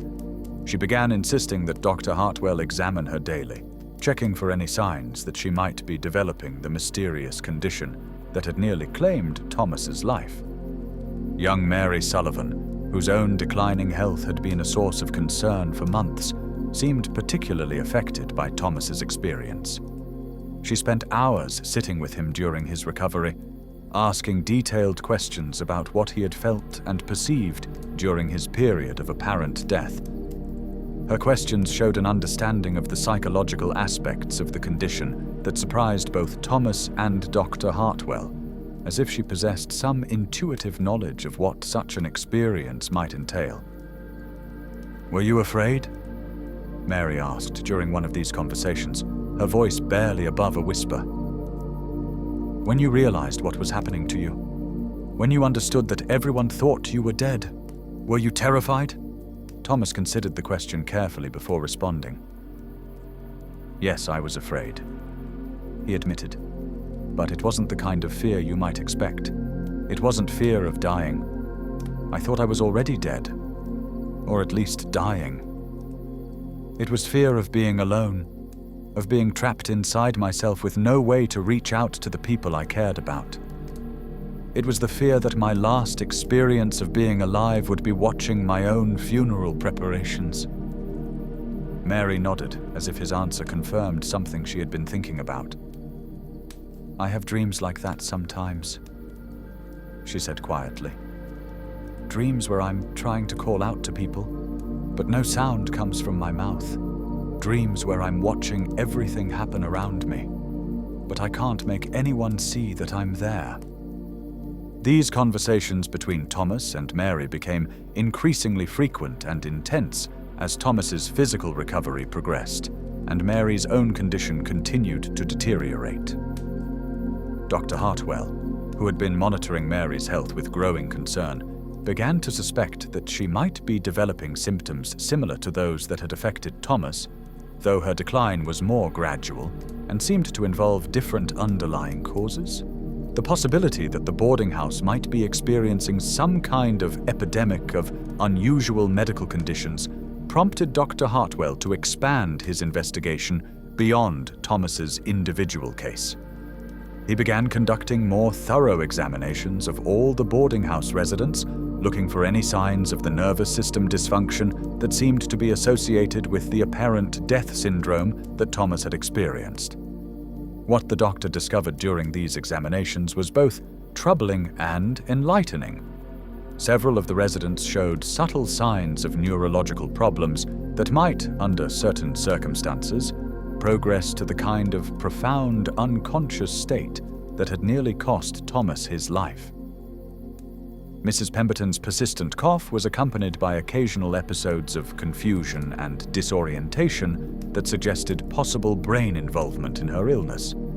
Mr. Jacobson's increasing difficulty with balance and coordination might indicate problems with his nervous system rather than simple age-related decline. Most concerning of all was Mary Sullivan, whose symptoms clearly indicated that she was developing some form of progressive neurological condition. Her increasing weakness, her episodes of staring into space, and her growing difficulty with speech and movement all suggested that she might be approaching a crisis similar to the one that had nearly killed Thomas. Dr. Hartwell faced a difficult decision about how to handle Mary's case. He could see that she was declining steadily, and he suspected that she might eventually reach a state where she would appear to be dead while actually remaining conscious and aware. But the medical knowledge of the time provided no effective treatments for the kind of condition that Mary seemed to be developing, which meant that all he could really offer was careful monitoring and support. Feel the steady strength of your own body tonight, dear listener. The reliable way your nervous system coordinates every aspect of your physical existence without conscious effort on your part.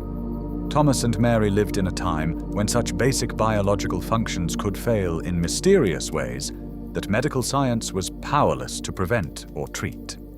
The story of Thomas's near burial had meanwhile attracted attention from social reformers and inventors who were working to develop better methods for preventing premature interment. William Tebb, who would later co-found the London Association for the Prevention of Premature Burial, sought out Thomas to interview him about his experience and to gather information that might be used to advocate for burial reform. Thomas found these conversations both helpful and disturbing. On one hand, sharing his story with people who understood the seriousness of the premature burial problem provided him with a sense that his ordeal might serve some useful purpose in preventing similar tragedies. On the other hand, the detailed discussions of burial practices and safety coffin designs forced him to confront the reality of how close he had come to an unimaginably horrible death. Your case provides us with proof that premature burial is not just a theoretical concern, Tebb explained during one of their meetings. You are living evidence that people can be mistakenly declared dead by competent physicians using accepted medical procedures. Your survival gives us a powerful argument for implementing waiting periods and safety measures that could save others from the fate you narrowly escaped. Thomas understood the importance of Tebb's work, but he found it difficult to think of himself as a symbol or case study, rather than simply as someone who had survived a terrifying experience. The attention his case was receiving sometimes made him feel like a curiosity rather than a person, as if his value lay in what had happened to him rather than in who he was as an individual. Dr. Hartwell, meanwhile, was working to document Thomas's case in detail for publication in medical journals. The doctor recognized that Thomas's experience provided unique insights into conditions that were poorly understood by Victorian medicine, and he wanted to ensure that other physicians could benefit from what had been learned during Thomas's recovery. The process of writing up the case forced Dr. Hartwell to confront his own fallibility as a physician and to acknowledge the limitations of current medical knowledge. His initial misdiagnosis of Thomas's condition had been based on careful application of accepted diagnostic procedures, yet it had been completely wrong in the most fundamental way possible. This realization led the doctor to question other aspects of his practice and to seek out additional training in techniques for determining death more accurately. I have been forced to acknowledge, Dr. Hartwell wrote in his case study, that our current methods for distinguishing between death and profound unconsciousness are woefully inadequate. Mr. Whitmore's case demonstrates that conditions exist which can create perfect mimicry of death, while the patient remains not only alive, but conscious. We must develop better diagnostic tools and more careful protocols if we are to avoid the horror of burying our patients alive. The publication of Dr. Hartwell's case study created considerable discussion within the medical community, with some physicians defending current practices and others calling for significant reforms in how death was determined and bodies were prepared for burial. The debate reflected broader tensions within Victorian medicine, between traditional approaches based on clinical observation and newer methods that sought to apply scientific rigor to medical diagnosis. Thomas found himself caught in the middle of these professional discussions as various physicians sought to examine him and to understand exactly what had caused his condition. Some doctors argued that his case was so unusual as to be essentially irrelevant to normal medical practice, while others contended that it revealed fundamental flaws in how the medical profession approached the determination of death. The psychological impact of his experience continued to affect Thomas long after his physical recovery was complete. He found it difficult to sleep, partly because of anxiety about whether he might slip back into the mysterious unconscious state, and partly because his dreams were filled with images of coffins and burial chambers. The sound of church bells, which had never bothered him before, now caused immediate anxiety, as he remembered lying paralyzed while funeral arrangements were being made around him. Perhaps most challenging was Thomas's struggle to readjust to normal social relationships. People who knew about his case often treated him with a mixture of fascination and unease, as if his brush with apparent death had marked him as somehow different from ordinary mortals. Conversations frequently turned to questions about what he had experienced, what it had felt like to be mistaken for dead, and whether he had gained any special insights into the nature of death and dying. "I don't feel like I have any special wisdom," Thomas explained to Mary during one of their conversations. "I feel like I was lucky, incredibly, impossibly lucky that Dr. Hartwell happened to notice that tiny movement of my finger. If he hadn't been there at exactly that moment, or if he had been distracted by something else, I would have been buried alive, and no one would ever have known what really happened to me." Mary's response to this comment surprised Thomas with its intensity. "But don't you see?" she said, her voice carrying an urgency that was unusual for her normally quiet demeanor. "That's exactly why your experience is so important. You survived something that other people don't survive. You came back to tell us what it's really like. You can warn people about what might happen to them." As autumn turned to winter and Thomas's recovery progressed toward completion, Mary's own condition continued to deteriorate in ways that increasingly resembled the early stages of what Thomas had experienced. Dr. Hartwell monitored her carefully, documenting her symptoms and trying to understand whether her illness followed the same pattern that had nearly killed Thomas. The parallel between their conditions created a bond between Thomas and Mary that was both comforting and deeply troubling. Thomas understood better than anyone else what Mary might be experiencing as her control over her body gradually diminished, and he tried to provide her with the kind of support and understanding that no one had been able to offer him during his own crisis. "If it happens to me," Mary said to Thomas one evening as they sat together in the boarding house's small common room, "if I end up like you did, will you make sure they know? Will you make sure, Doctor? Hartwell checks carefully before they decide I'm dead?" Thomas promised that he would, though the commitment filled him with dread. The possibility of watching someone else go through what he had experienced seemed almost as horrible as having lived through it himself. But he understood that his unique knowledge of the condition gave him a responsibility to help protect others who might find themselves in similar circumstances. As winter deepened over London in late 1854 and early 1855, Mary Sullivan's decline accelerated in ways that filled Thomas with growing dread, and Dr. Hartwell with professional fascination tinged by genuine helplessness.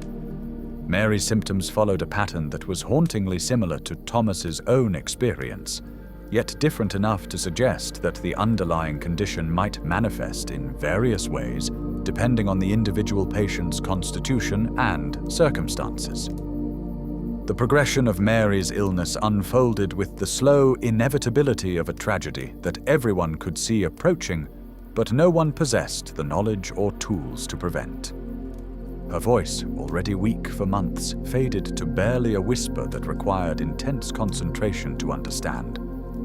Her movements became increasingly slow and deliberate, as if each gesture required tremendous effort and careful planning. Most disturbing of all, she began experiencing episodes where she would sit motionless for hours, staring into space with an expression that suggested she was seeing something far beyond the confines of the boarding house's modest rooms.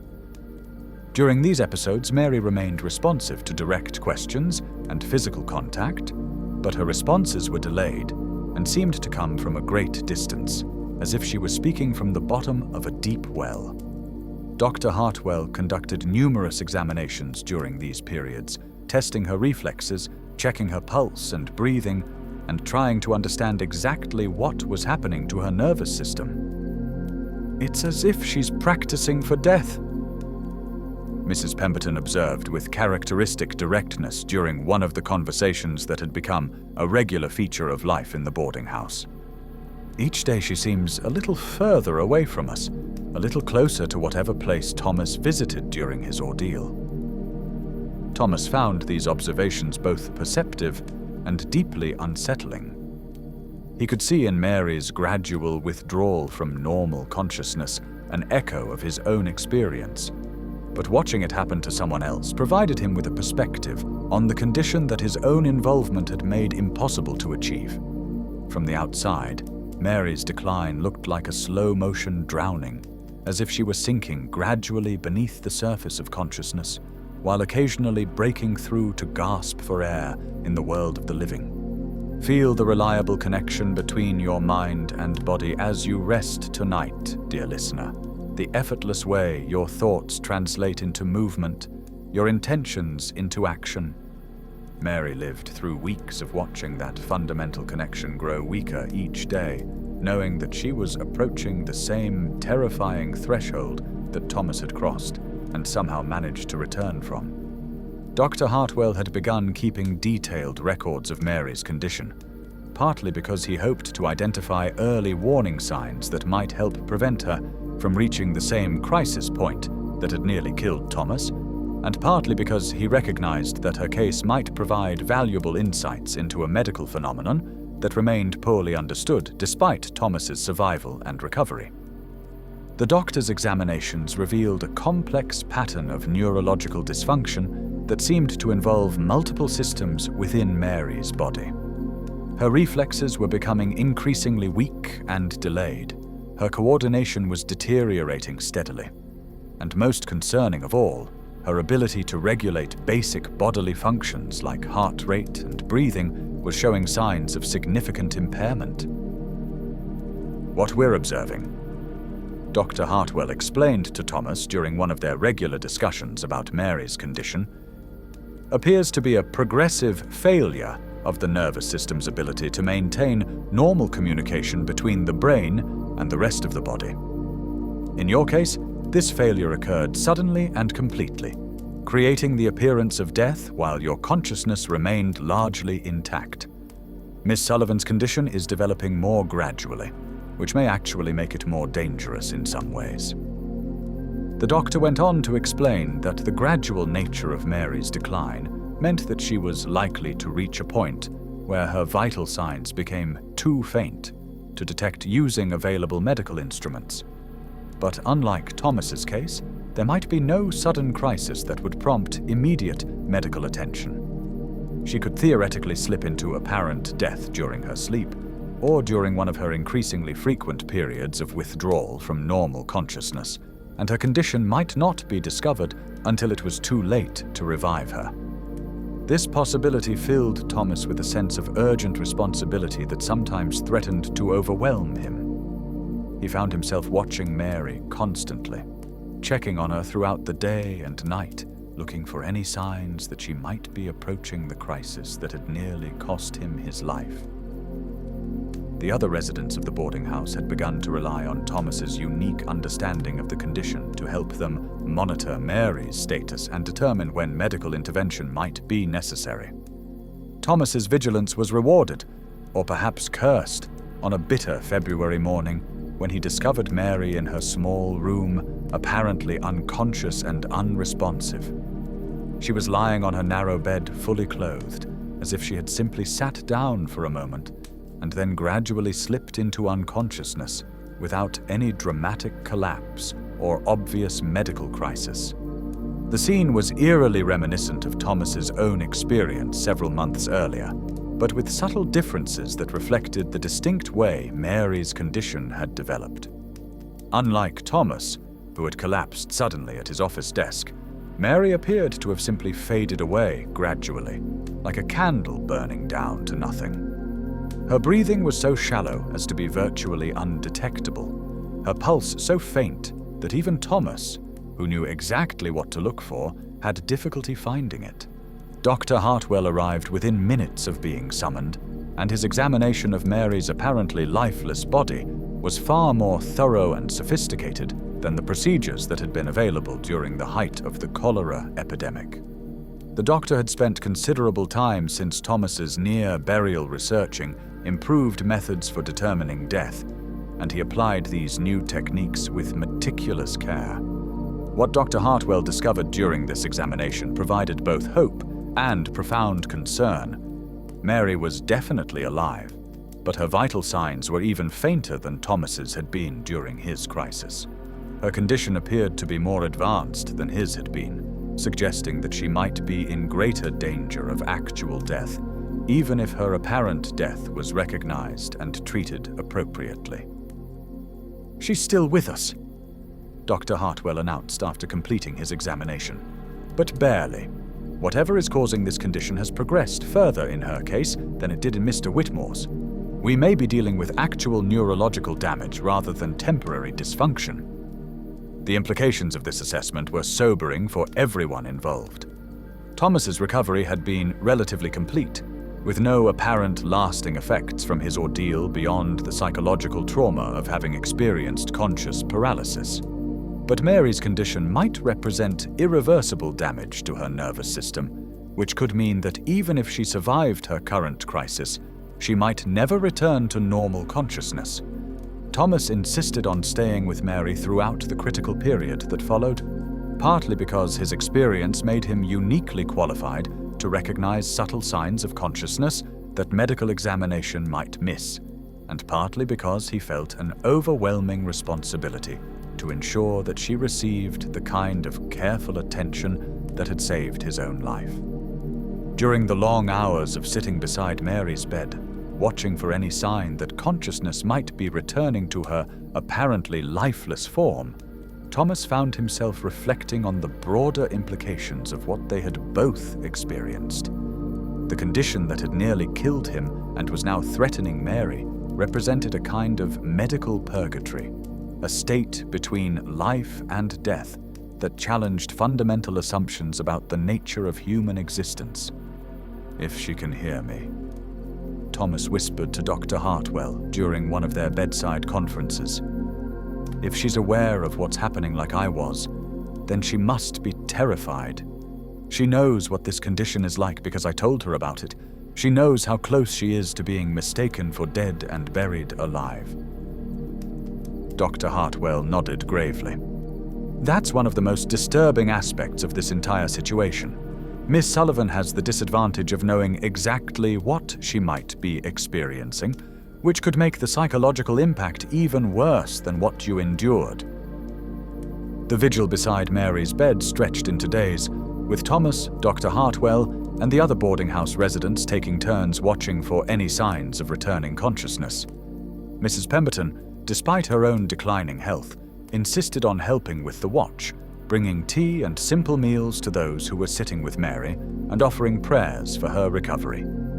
Mr. Jacobson, practical as always, had begun making discreet inquiries about funeral arrangements, though he was careful to emphasize that these were merely precautionary measures rather than an acknowledgement that Mary's case was hopeless.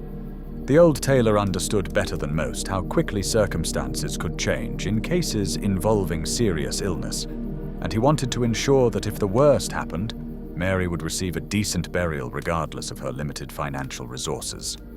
On the third night of Mary's apparent death, Thomas was sitting alone beside her bed when he noticed something that made his heart race with both hope and terror.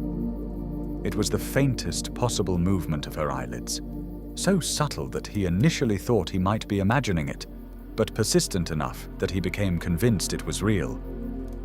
Thomas immediately began the kind of careful observation that he had learned from Dr. Hartwell, watching for any other signs of consciousness while trying to avoid false hope based on wishful thinking or imagination.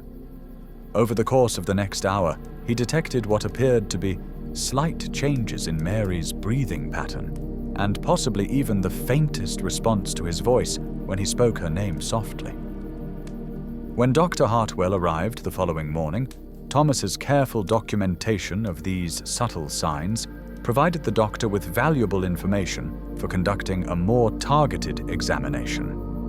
Using techniques that were more sensitive than those available during Mary's initial crisis, Dr. Hartwell was able to confirm that consciousness was indeed beginning to return, though the process appeared to be even more gradual and uncertain than Thomas's recovery had been. "She's coming back, Doctor," Hartwell announced with cautious optimism. "But it's going to be a slow process. The damage to her nervous system appears to be more extensive than what you experienced, Mr. Whitmore. We may be looking at weeks or even months of recovery, and we can't be certain that she'll return to her previous level of function."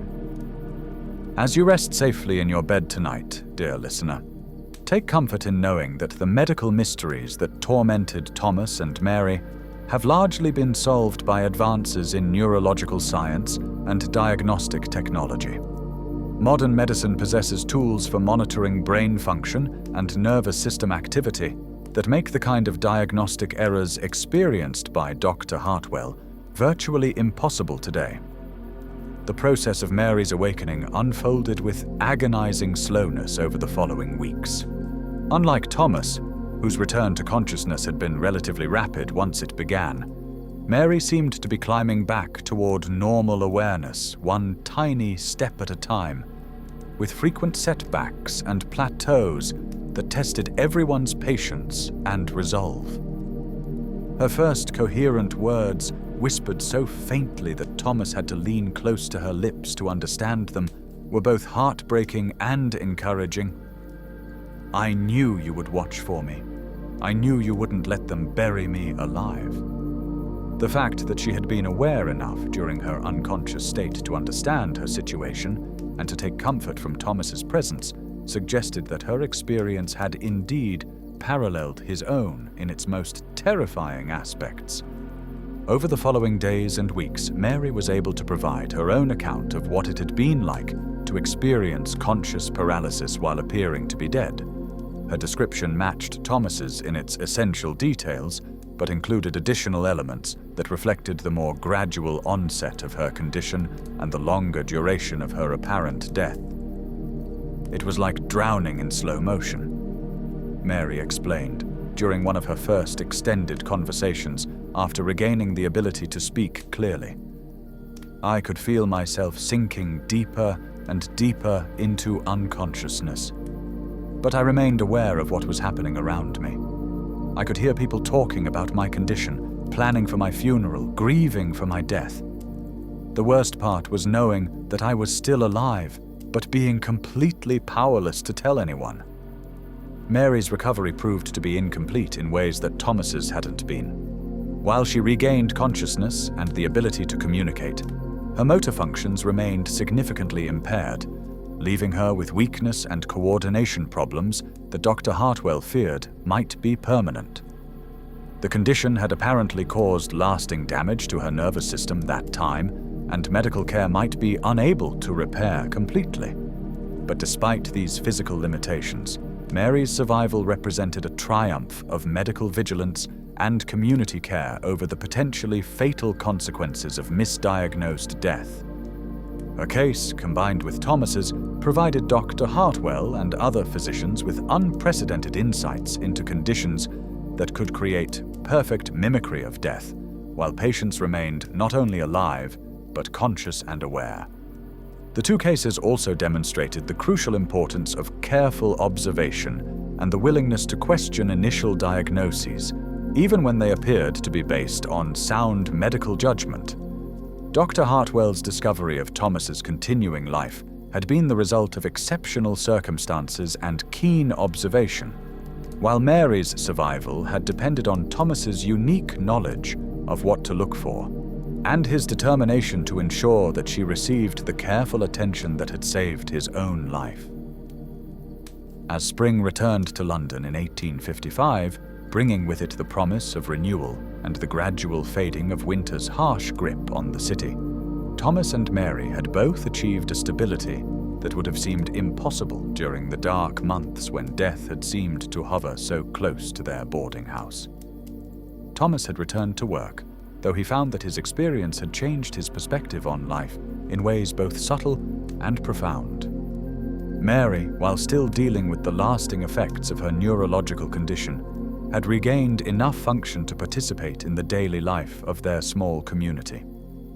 Dr. Hartwell had documented both cases extensively, and his published accounts had attracted attention from physicians throughout Europe who were grappling with similar diagnostic challenges.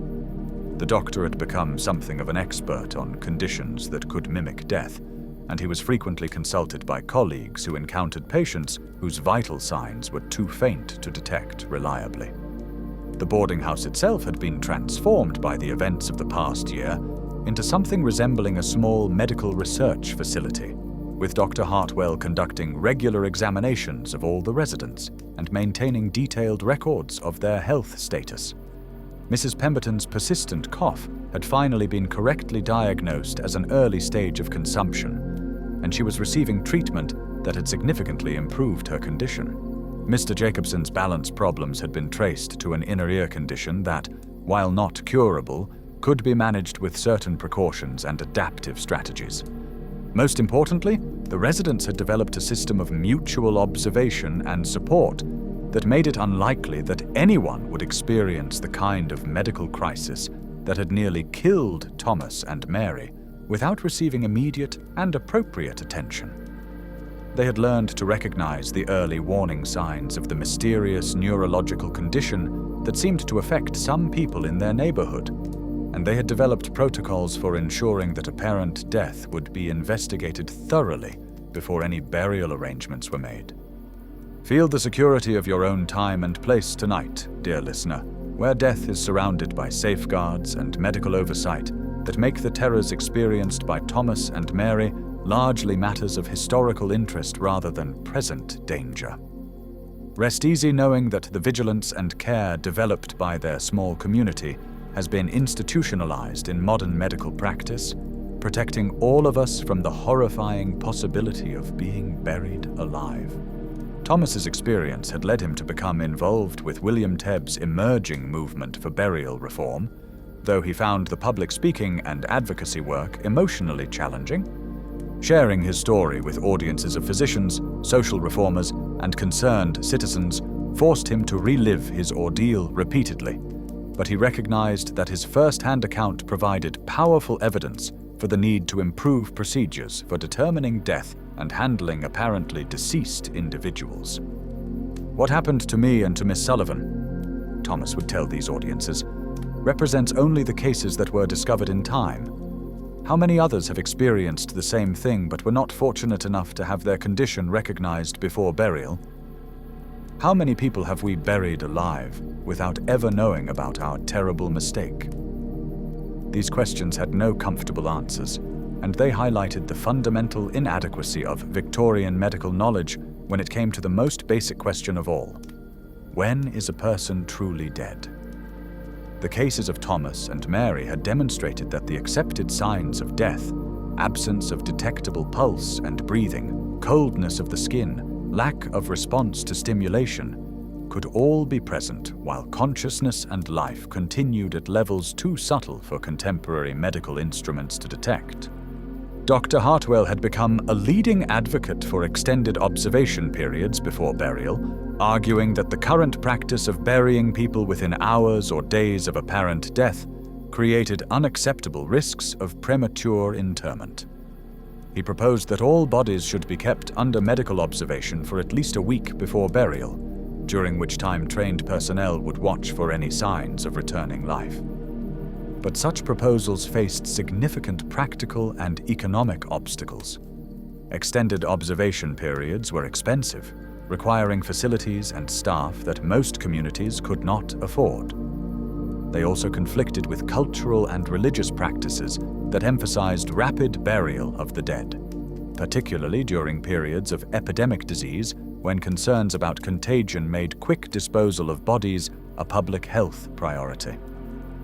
The safety coffin industry had experienced a boom following the publicity surrounding Thomas's case, with inventors and manufacturers competing to develop ever more sophisticated warning systems and escape mechanisms. But Thomas himself remained skeptical about the effectiveness of these devices, recognizing that they addressed only part of the problem and might provide false reassurance while ignoring more fundamental issues of diagnostic accuracy. "A safety coffin is better than no safety coffin," Thomas explained during one of his public presentations, "but it assumes that the person who has been buried alive will have enough strength and presence of mind to operate the warning systems. During my own experience, I was conscious but completely paralyzed. I couldn't have rung a bell or pulled a rope even if my life had depended on it, which it did." Mary's perspective on safety coffins was even more pessimistic, based on her longer experience of conscious paralysis and her understanding of how the condition affected different people in different ways. These devices are designed by people who have never experienced what it's like to be trapped inside a body that won't obey your mind. She observed. They assume a level of physical capability that may not exist in the very people who most need protection from premature burial. Instead, Thomas and Mary had become advocates for improved medical training and better diagnostic procedures that would prevent apparent death from being mistaken for actual death in the first place. They worked with Dr. Hartwell to develop educational materials that could help physicians recognize the subtle signs of continuing life that might be missed during routine examinations of apparently deceased patients. These educational efforts focused on the importance of extended observation, multiple examinations by different physicians, and the use of more sensitive techniques for detecting faint vital signs. They emphasized that the absence of easily detectable signs of life should not be considered definitive proof of death, particularly in cases involving young people who had been previously healthy or patients whose symptoms suggested possible neurological involvement. The work was emotionally exhausting for both Thomas and Mary, requiring them to maintain detailed awareness of their own traumatic experiences in order to help others avoid similar ordeals. But they found meaning in the possibility that their suffering might serve a purpose beyond their own survival, that the knowledge gained from their cases might protect other families from the horror of burying loved ones alive. As the first anniversary of Thomas's near burial approached in the autumn of 1855, he found himself reflecting on how profoundly the experience had changed his understanding of life, death, and the responsibilities that people owed to one another.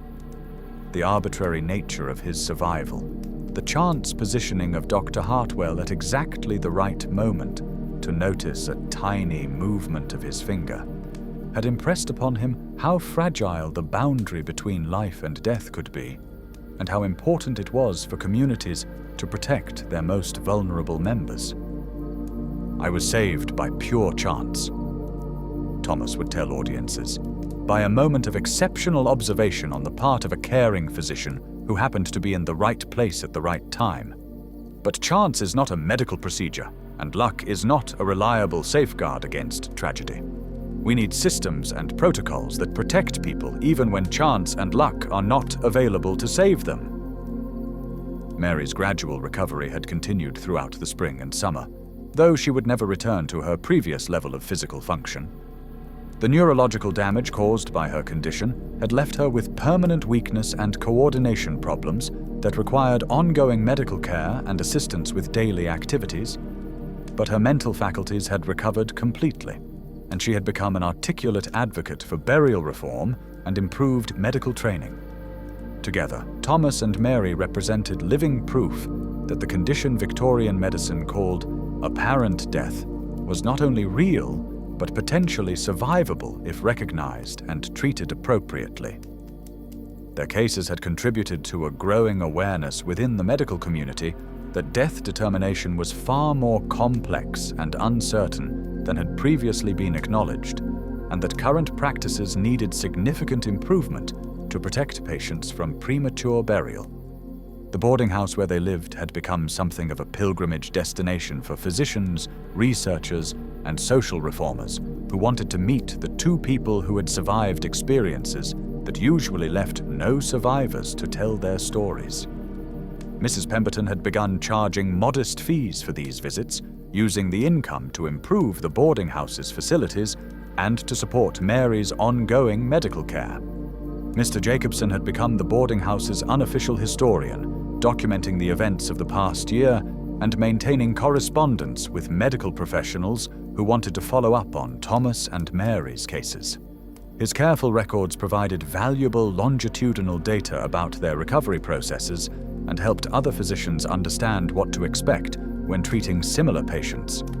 Dr. Hartwell had been promoted within London's medical establishment, partly based on his pioneering work with apparent death cases, and he had established a small clinic specializing in difficult diagnostic problems related to consciousness and neurological function. The clinic attracted patients from throughout Britain who were experiencing unusual symptoms that had baffled their local physicians. But perhaps the most important legacy of Thomas and Mary's experiences was the network of relationships and protocols that had developed around their cases, a model of community-based medical care that emphasized careful observation, mutual support, and the willingness to question initial diagnoses when life and death hung in the balance. As you settle into peaceful sleep tonight, dear listener, let your mind rest easy in the knowledge that the vigilance and care that saved Thomas and Mary have been institutionalized in modern medical practice. The terrors they experienced have been largely banished by advances in medical knowledge and diagnostic technology that make premature burial virtually impossible in our contemporary world. By the winter of 1855, as London settled into the familiar rhythms of another cold season, Thomas and Mary had both achieved a kind of equilibrium in their new lives, forever changed by their experiences, but no longer defined entirely by them. The boarding house had returned to something resembling normal routine. Though normal now included regular medical examinations, detailed health monitoring, and a level of mutual vigilance that would have seemed excessive in any other context. Thomas had found that his experience had given him a perspective on mortality that was both burdensome and liberating. The knowledge that he had already crossed the threshold into apparent death and returned made him less afraid of dying in some ways, but more acutely aware of how precious each day of consciousness and connection really was. He approached his daily routines with a gratitude that sometimes surprised him, finding joy in simple experiences that he had previously taken for granted. The work at his accounting firm had taken on new meaning as well, where once he had seen his ledger entries and calculations as tedious necessities, he now appreciated them as evidence of his continued participation in the world of the living. The scratch of his pen across paper, the gradual accumulation of figures in neat columns, the completion of each day's tasks, all of these became small celebrations of his survival and recovery. Mary's adjustment to her new circumstances had been more complex, partly because of the lasting physical effects of her condition, and partly because her experience had been more prolonged and in some ways more traumatic than Thomas's. The neurological damage had left her with persistent weakness and coordination problems that required her to relearn many basic activities. Simple tasks like writing letters or preparing meals now demanded careful attention and considerable effort. But Mary had discovered that her experience had also given her insights into human consciousness and the nature of existence that she found both fascinating and useful. During her long period of apparent death, she had developed an unusually acute awareness of the subtle signs and signals that indicated states of consciousness in herself and others. This ability had made her valuable as an informal consultant to Dr. Hartwell when he was dealing with difficult diagnostic cases. "I can see things that other people miss," Mary explained to Thomas during one of their regular conversations about their shared experiences. "When someone is slipping into that state we've both experienced, there are changes in their expression, their breathing, their posture that become visible once you know what to look for. It's as if I've learned a language that most people don't even know exists." Dr. Hartwell had indeed begun relying on Mary's observations when examining patients who might be developing conditions similar to what she and Thomas had experienced. Her ability to detect subtle changes in consciousness levels had proven remarkably accurate, allowing the doctor to intervene early in cases that might otherwise have progressed to apparent death. This collaboration had given Mary a sense of purpose that helped her cope with the limitations imposed by her physical condition. She could no longer work as a seamstress due to her coordination problems, but her role as an informal medical consultant provided her with both income and the satisfaction of using her unique knowledge to help others. The partnership between Thomas, Mary, and Dr. Hartwell had also attracted attention from medical researchers in other parts of Europe who were investigating similar phenomena. Correspondence arrived regularly from physicians in Germany, France, and other countries who were documenting their own cases of apparent death and recovery. These international connections had helped establish London as a centre for research into conditions that could mimic death while consciousness persisted.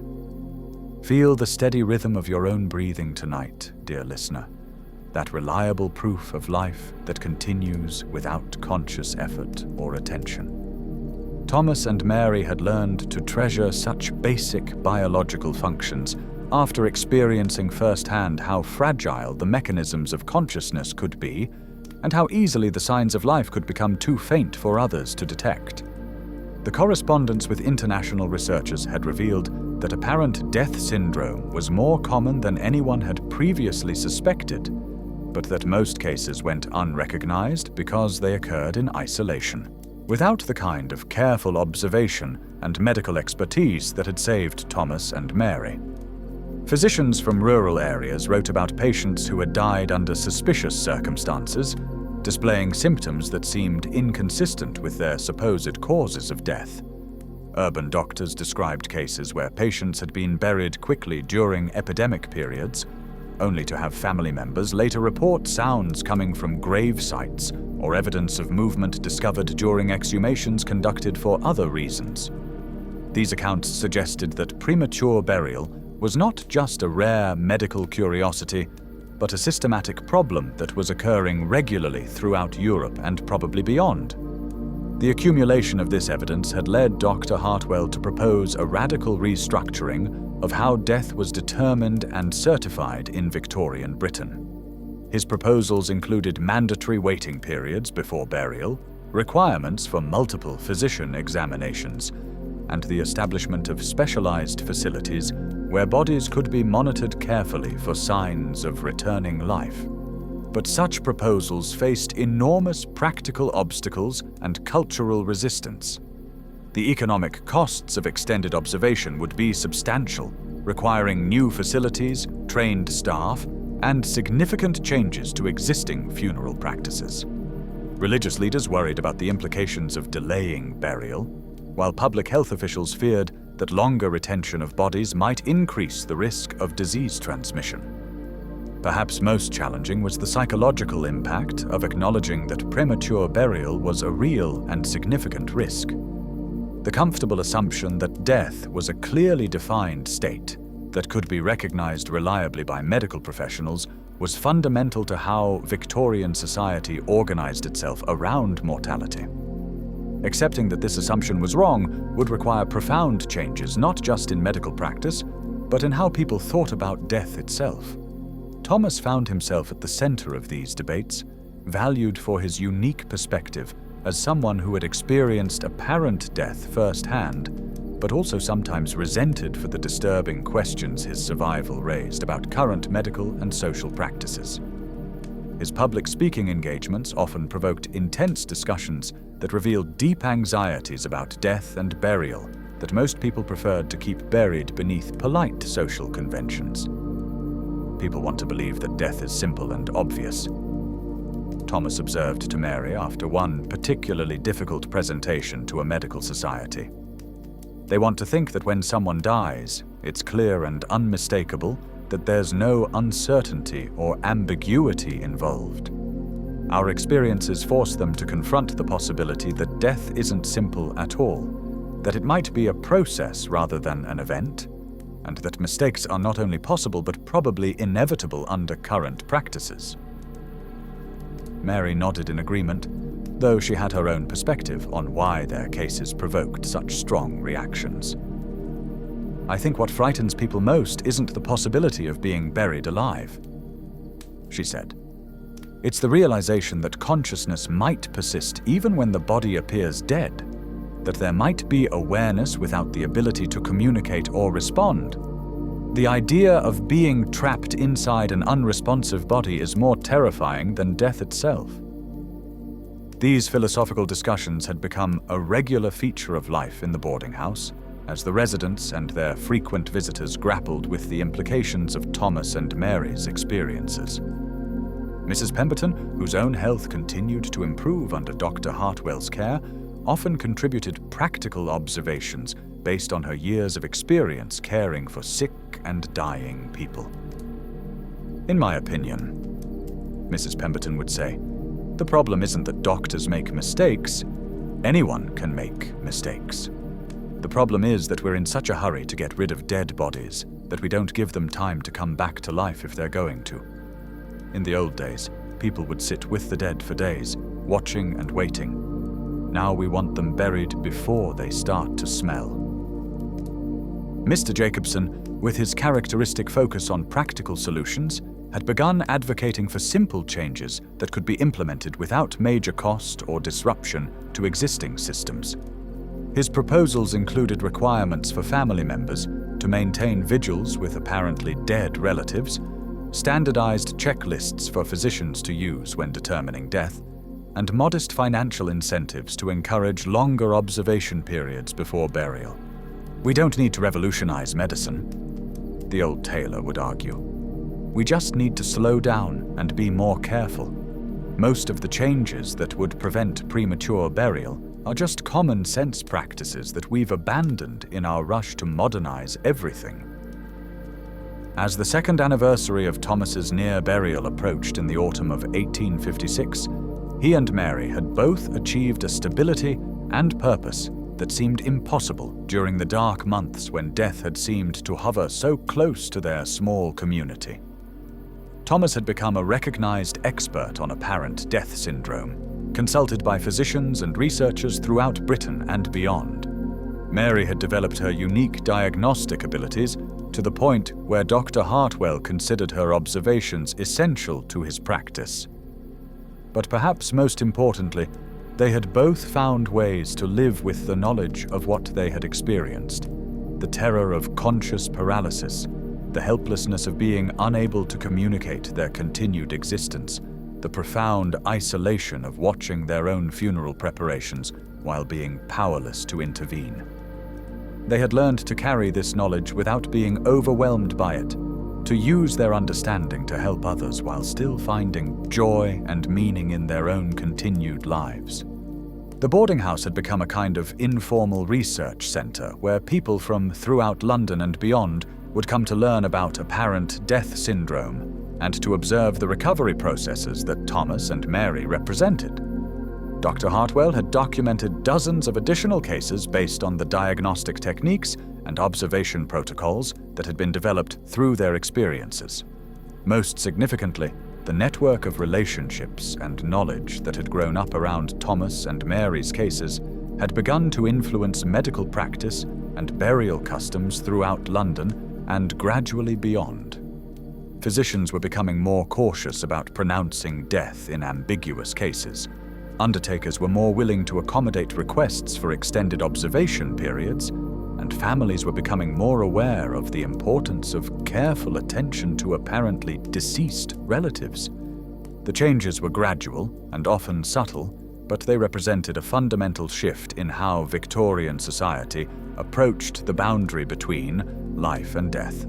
The comfortable certainties that had once surrounded death determination were being replaced by a more nuanced understanding that acknowledged uncertainty and emphasized the importance of careful observation and multiple safeguards.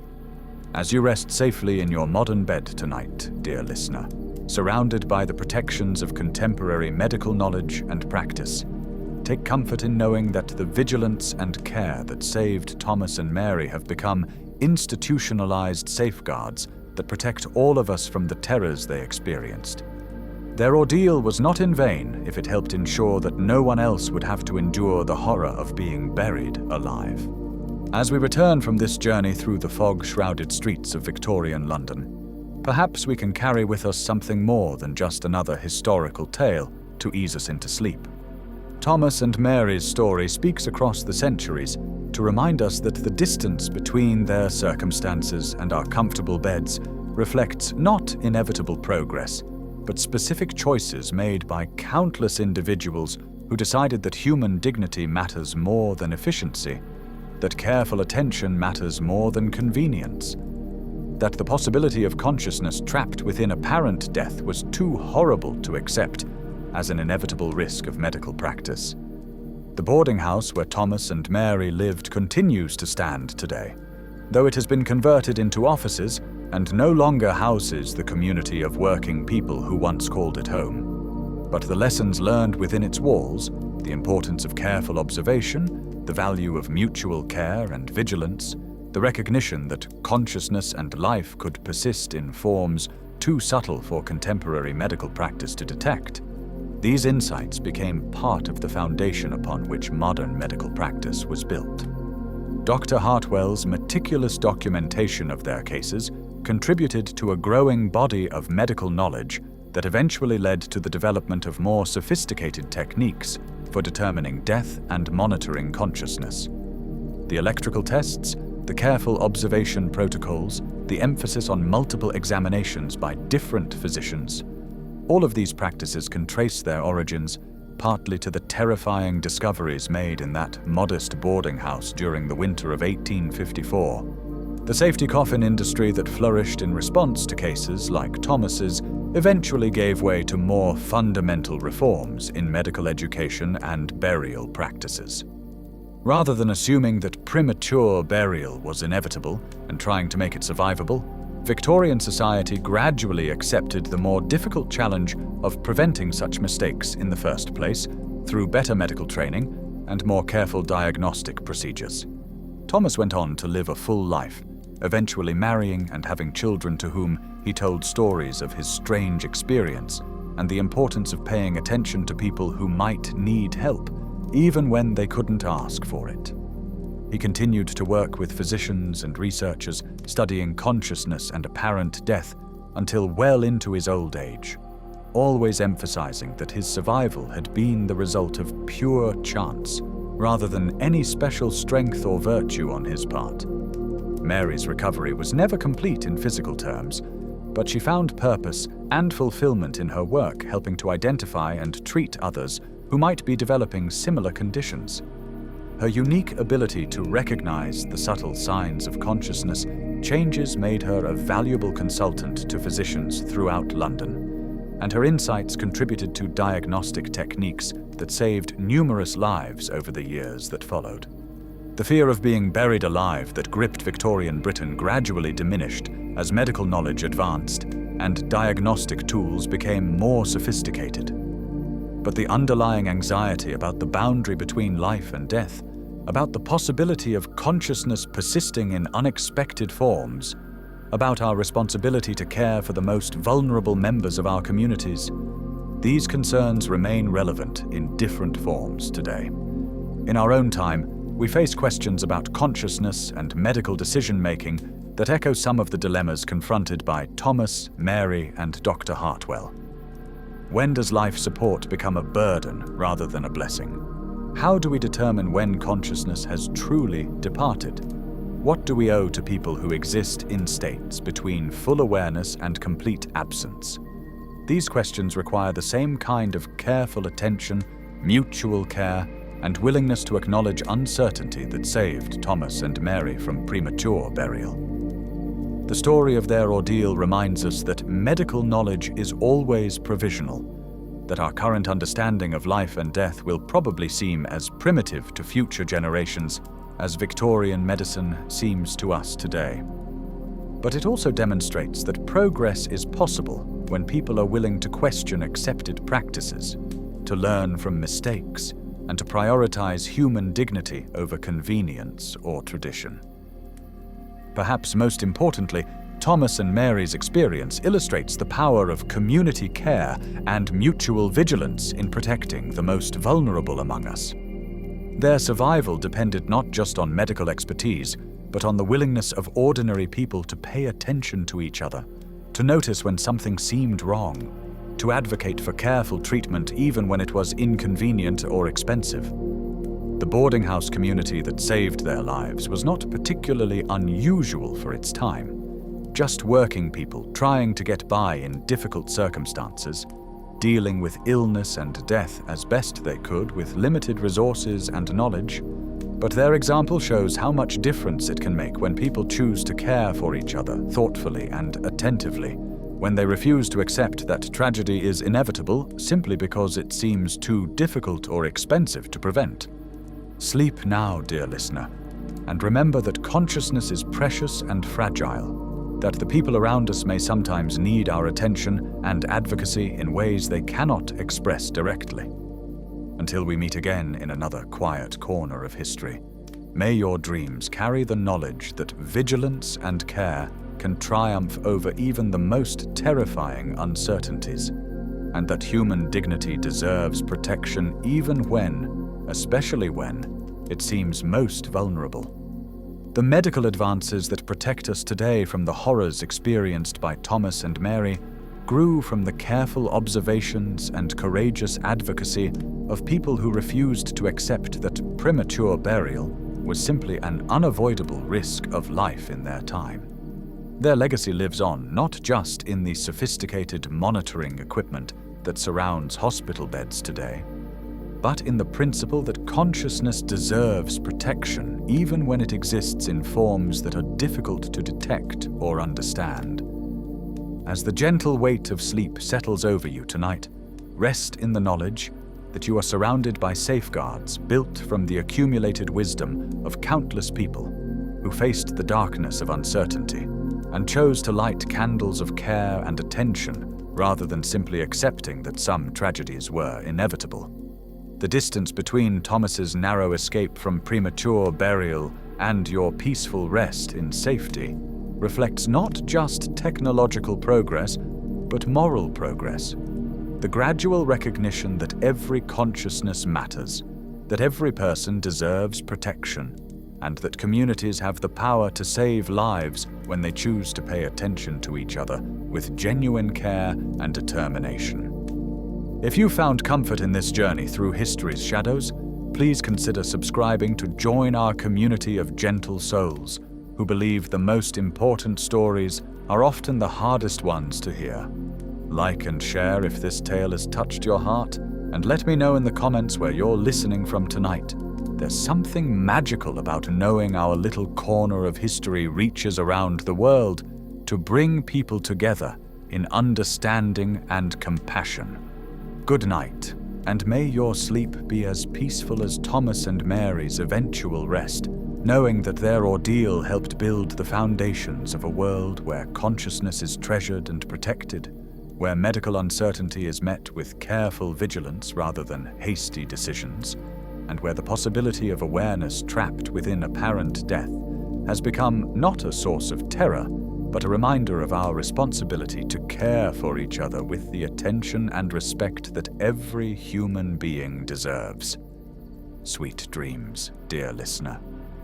May you wake tomorrow with gratitude for the simple miracle of consciousness, the reliable rhythm of your heartbeat, and the knowledge that you live in a time when the medical mysteries that nearly claimed Thomas and Mary have been largely conquered by the accumulated wisdom of generations of people who refused to accept that premature burial was simply the price of living in an uncertain world.